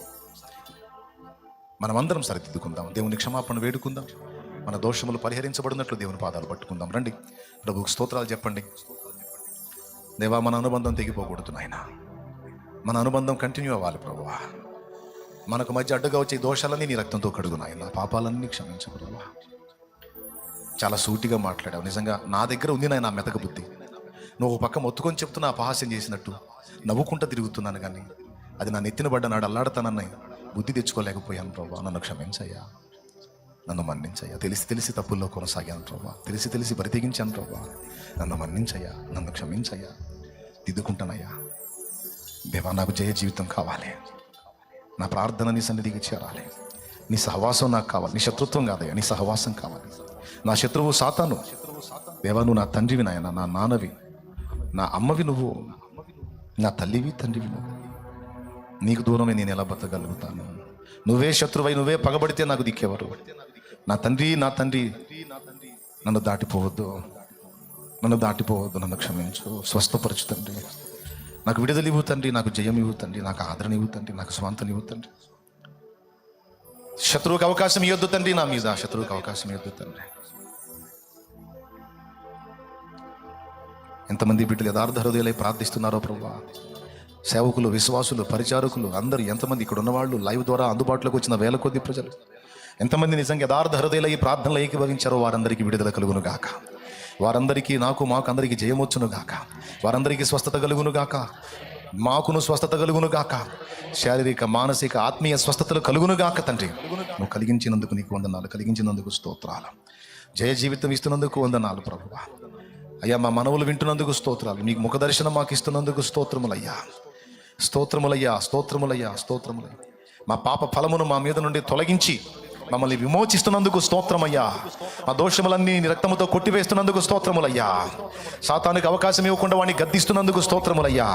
అగ్నిలో నుండి తీసిన కొరవె వలె ఉన్నాడు యెహోషువాని శత్రువుకి సాక్ష్యం ఇచ్చినట్టు మమ్మను గూర్చి, శత్రువుకి ఇదిగో నా బిడ్డలు అగ్నిలో నుండి తీసిన కొరవె వలె ఉన్నారు అని సాక్ష్యం ఇస్తున్న యేసయ్యా నీకు స్తోత్రము, స్తోత్రము, స్తోత్రము, స్తోత్రము. ఓ నీ రక్తముతో కడుగు, కడుగు, కడుగు, కడుగు. ఓ మలిన వస్త్రాలు తొలగించి మహిమ వస్త్రాలు, తెల్లని పరిశుద్ధ క్రియలనే నీతి వస్త్రములు ధరింపజేయి. సరి చేసుకుంటాను ప్రభువా, సరి చేసుకుంటాను ప్రభువా. నేను సరి చేసుకుంటా, మేము సరి చేసుకుంటాం. మా బిడ్డలు ఒప్పుకుంటున్నారు అయ్యా, దిద్దుకోవడానికి ఇష్టపడుతున్నారు. ఇక నుంచి మారాలని కోరుకుంటున్నా. ఇక నుంచి క్రొత్త జీవితం మొదలు పెట్టాలని కోరుకుంటున్నా. ఇక నుంచి లోతైన ఆత్మీయతలు ఎదగాలని కోరుకుంటున్నా. మా బిడ్డలకు బలాభివృద్ధి కలిగించి, మా బిడ్డలను ఆదరించి, ధైర్యపరిచి, ప్రేమించి నన్ను, మా బిడ్డలందరినీ కూడా బలపరిచి నీ కొరకు వెలిగించి వాడుకో. దావీదుకి ఇచ్చినట్టు జయములు మాకు అనుగ్రహించు.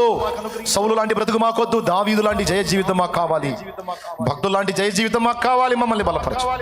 మా బిడ్డల విశ్వాసంతో తెచ్చిన నూనె కూడా నీ శక్తితో నింపి దాన్ని వినియోగించి ప్రార్థించడం ద్వారా స్వస్థత చేకూర్చు, ఆరోగ్యమును దయచే. ఎప్పటికప్పుడు ప్రతి విషయాన్ని గుర్తుపట్టగల ఆత్మీయ స్పృహ మాకు దయచే. వాత వేయబడిన మనస్సాక్షి మా నుండి తొలగించు. నిర్మలమైన మంచి మనస్సాక్షిని మాకు దయచే. పరిశుద్ధమైన, పవిత్రమైన, నిష్కళంకమైన మనస్సాక్షిని మాకు దయచే. మా అందరినీ శుద్ధీకరించు, మా బిడ్డలని శుద్ధీకరించు. ఎవరిని క్షమించలేదో వారిని క్షమించడానికి మాకు మనస్సుని కనికరించు. యేసు నామములో ప్రార్థించి పొంది ఉన్నాం తండ్రి, ఆమేన్. అందరం పైకి లేచి నిలబడదాం. చివరి ఆశీర్వాదం ముగించుకుందాం. వినబడిన సంగతులు మనం సరి చూసుకొని, దిద్దుకొని దేవుని వైపు మళ్ళుకున్నట్టయితే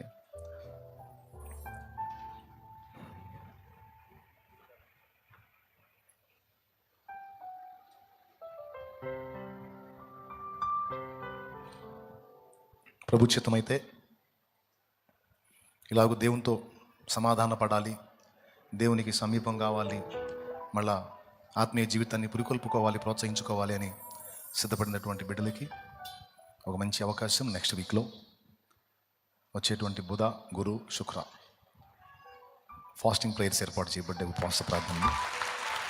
మెయిన్ బ్రాంచ్లో 3 దినాల ఉపవాస ప్రార్థన ఏర్పాటు చేయబడింది.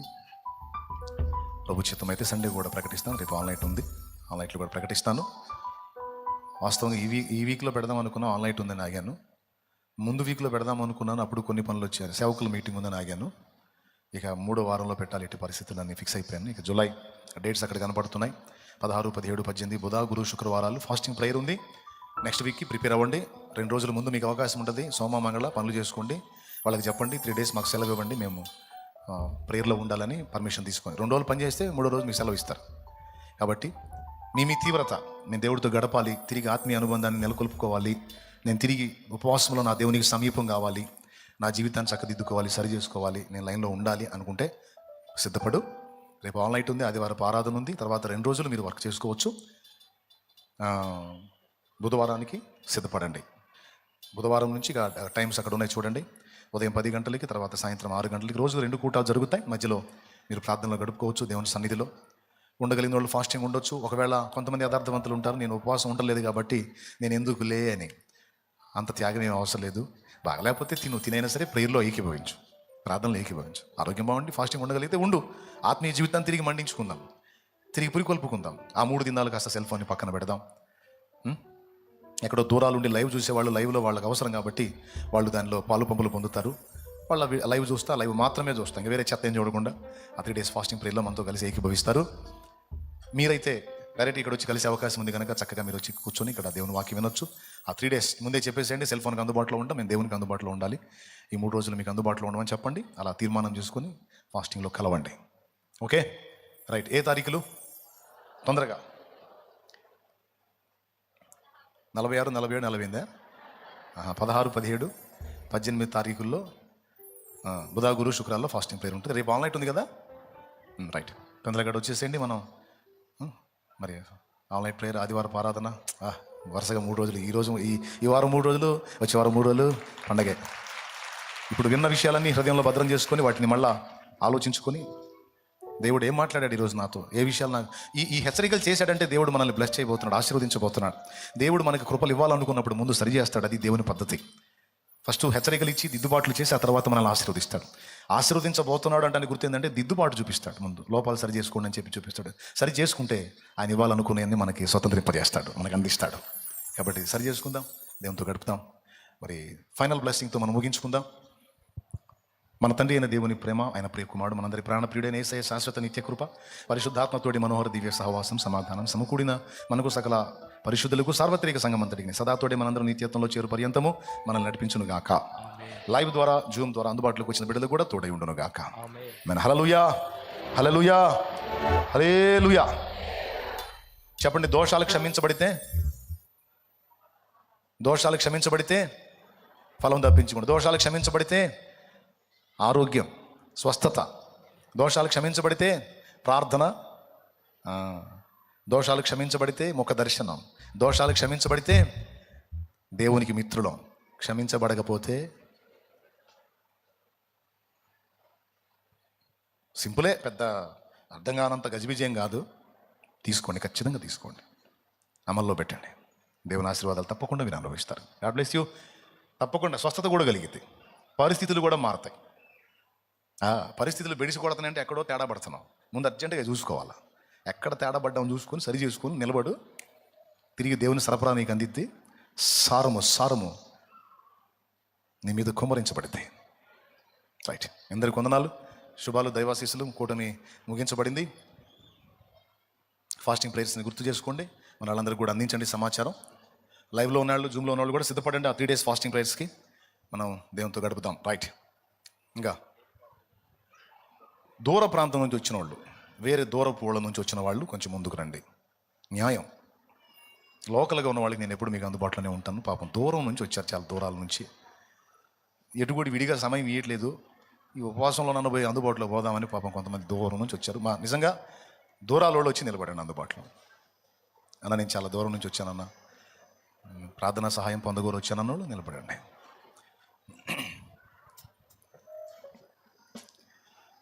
అందుబాటులో ఉండేవాళ్ళు, లోకల్గా ఉన్నవాళ్ళు మీరు ఎప్పుడైనా నన్ను కలవచ్చు. కొంచెం అర్థం చేసుకొని కోఆపరేట్ చేయండి. పాపం దూరాల నుంచి వచ్చిన వాళ్ళ మీద చేతులు ఉంచుదాం, వాళ్ళ కోసం ప్రార్థన చేద్దాం. న్యాయం ఇది. రైట్. అక్కడ నిలబెడతాను నేను.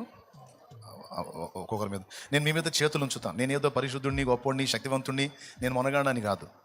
నా దేవుడు నన్ను పిలిచి ఆయన పని కొరకు నమ్మకమైన వానిగా ఎంచి నాకు బాధ్యత అప్పచెప్పాడు కనుక ఆయన శక్తి మీ మీదకి వచ్చినట్లు మీ మీద చేతులు ఉంచుతా. నా ప్రార్థన నా దేవుడు విని, మరి నేను చేతులు ఉంచుట ద్వారా నా దేవుడే మీలో కార్యాలు చేయాలి. అర్థమైందా? దేవుని సేవకులు, దేవుని రాజ్యవార్తని ప్రకటించేవాళ్ళు, దేవుని యందు విశ్వాసం ఉంచిన వాళ్ళు చేతులు ఉంచినప్పుడు రోగులు స్వస్థత నొందెదరు. అలాగే సంఘంలోని విశ్వాసులకు స్వస్థత కలిగినట్లు సంఘ పెద్దలు నూనె రాసి ప్రార్థన చేయాలి అనే విషయాలు ఉన్నాయి కనుక నేను మీ మీద చేతులు ఉంచుతాను. మీ పక్షంగా దేవునికి రిక్వెస్ట్ చేస్తాను. సమాధానం ఇచ్చేది శాలేమన్న కాదు, ఎవరో పరమశాలేము రాజు ఆయన. అర్థమైందా? సాక్ష్యం ఇవ్వాల్సింది ఆయన్ని, గణపరచాల్సింది ఆయన్ని. ఓకేనా? రైట్. చేతులు ఉంచుతాం. మళ్ళీ నాతో మీటింగ్ పెట్టకండి, చేతులు ఉంచనియండి. మాట్లాడేదానికి కూడా సమయం ఇస్తాను. కొంచెం 2 వారాలు అయిపోయిన తర్వాత వారంలో ఒకరోజు కేటాయించి మీరు మాట్లాడేదాన్ని కూడా టైం కేటాయిస్తాను, చూస్తాను అది కూడా. రైట్.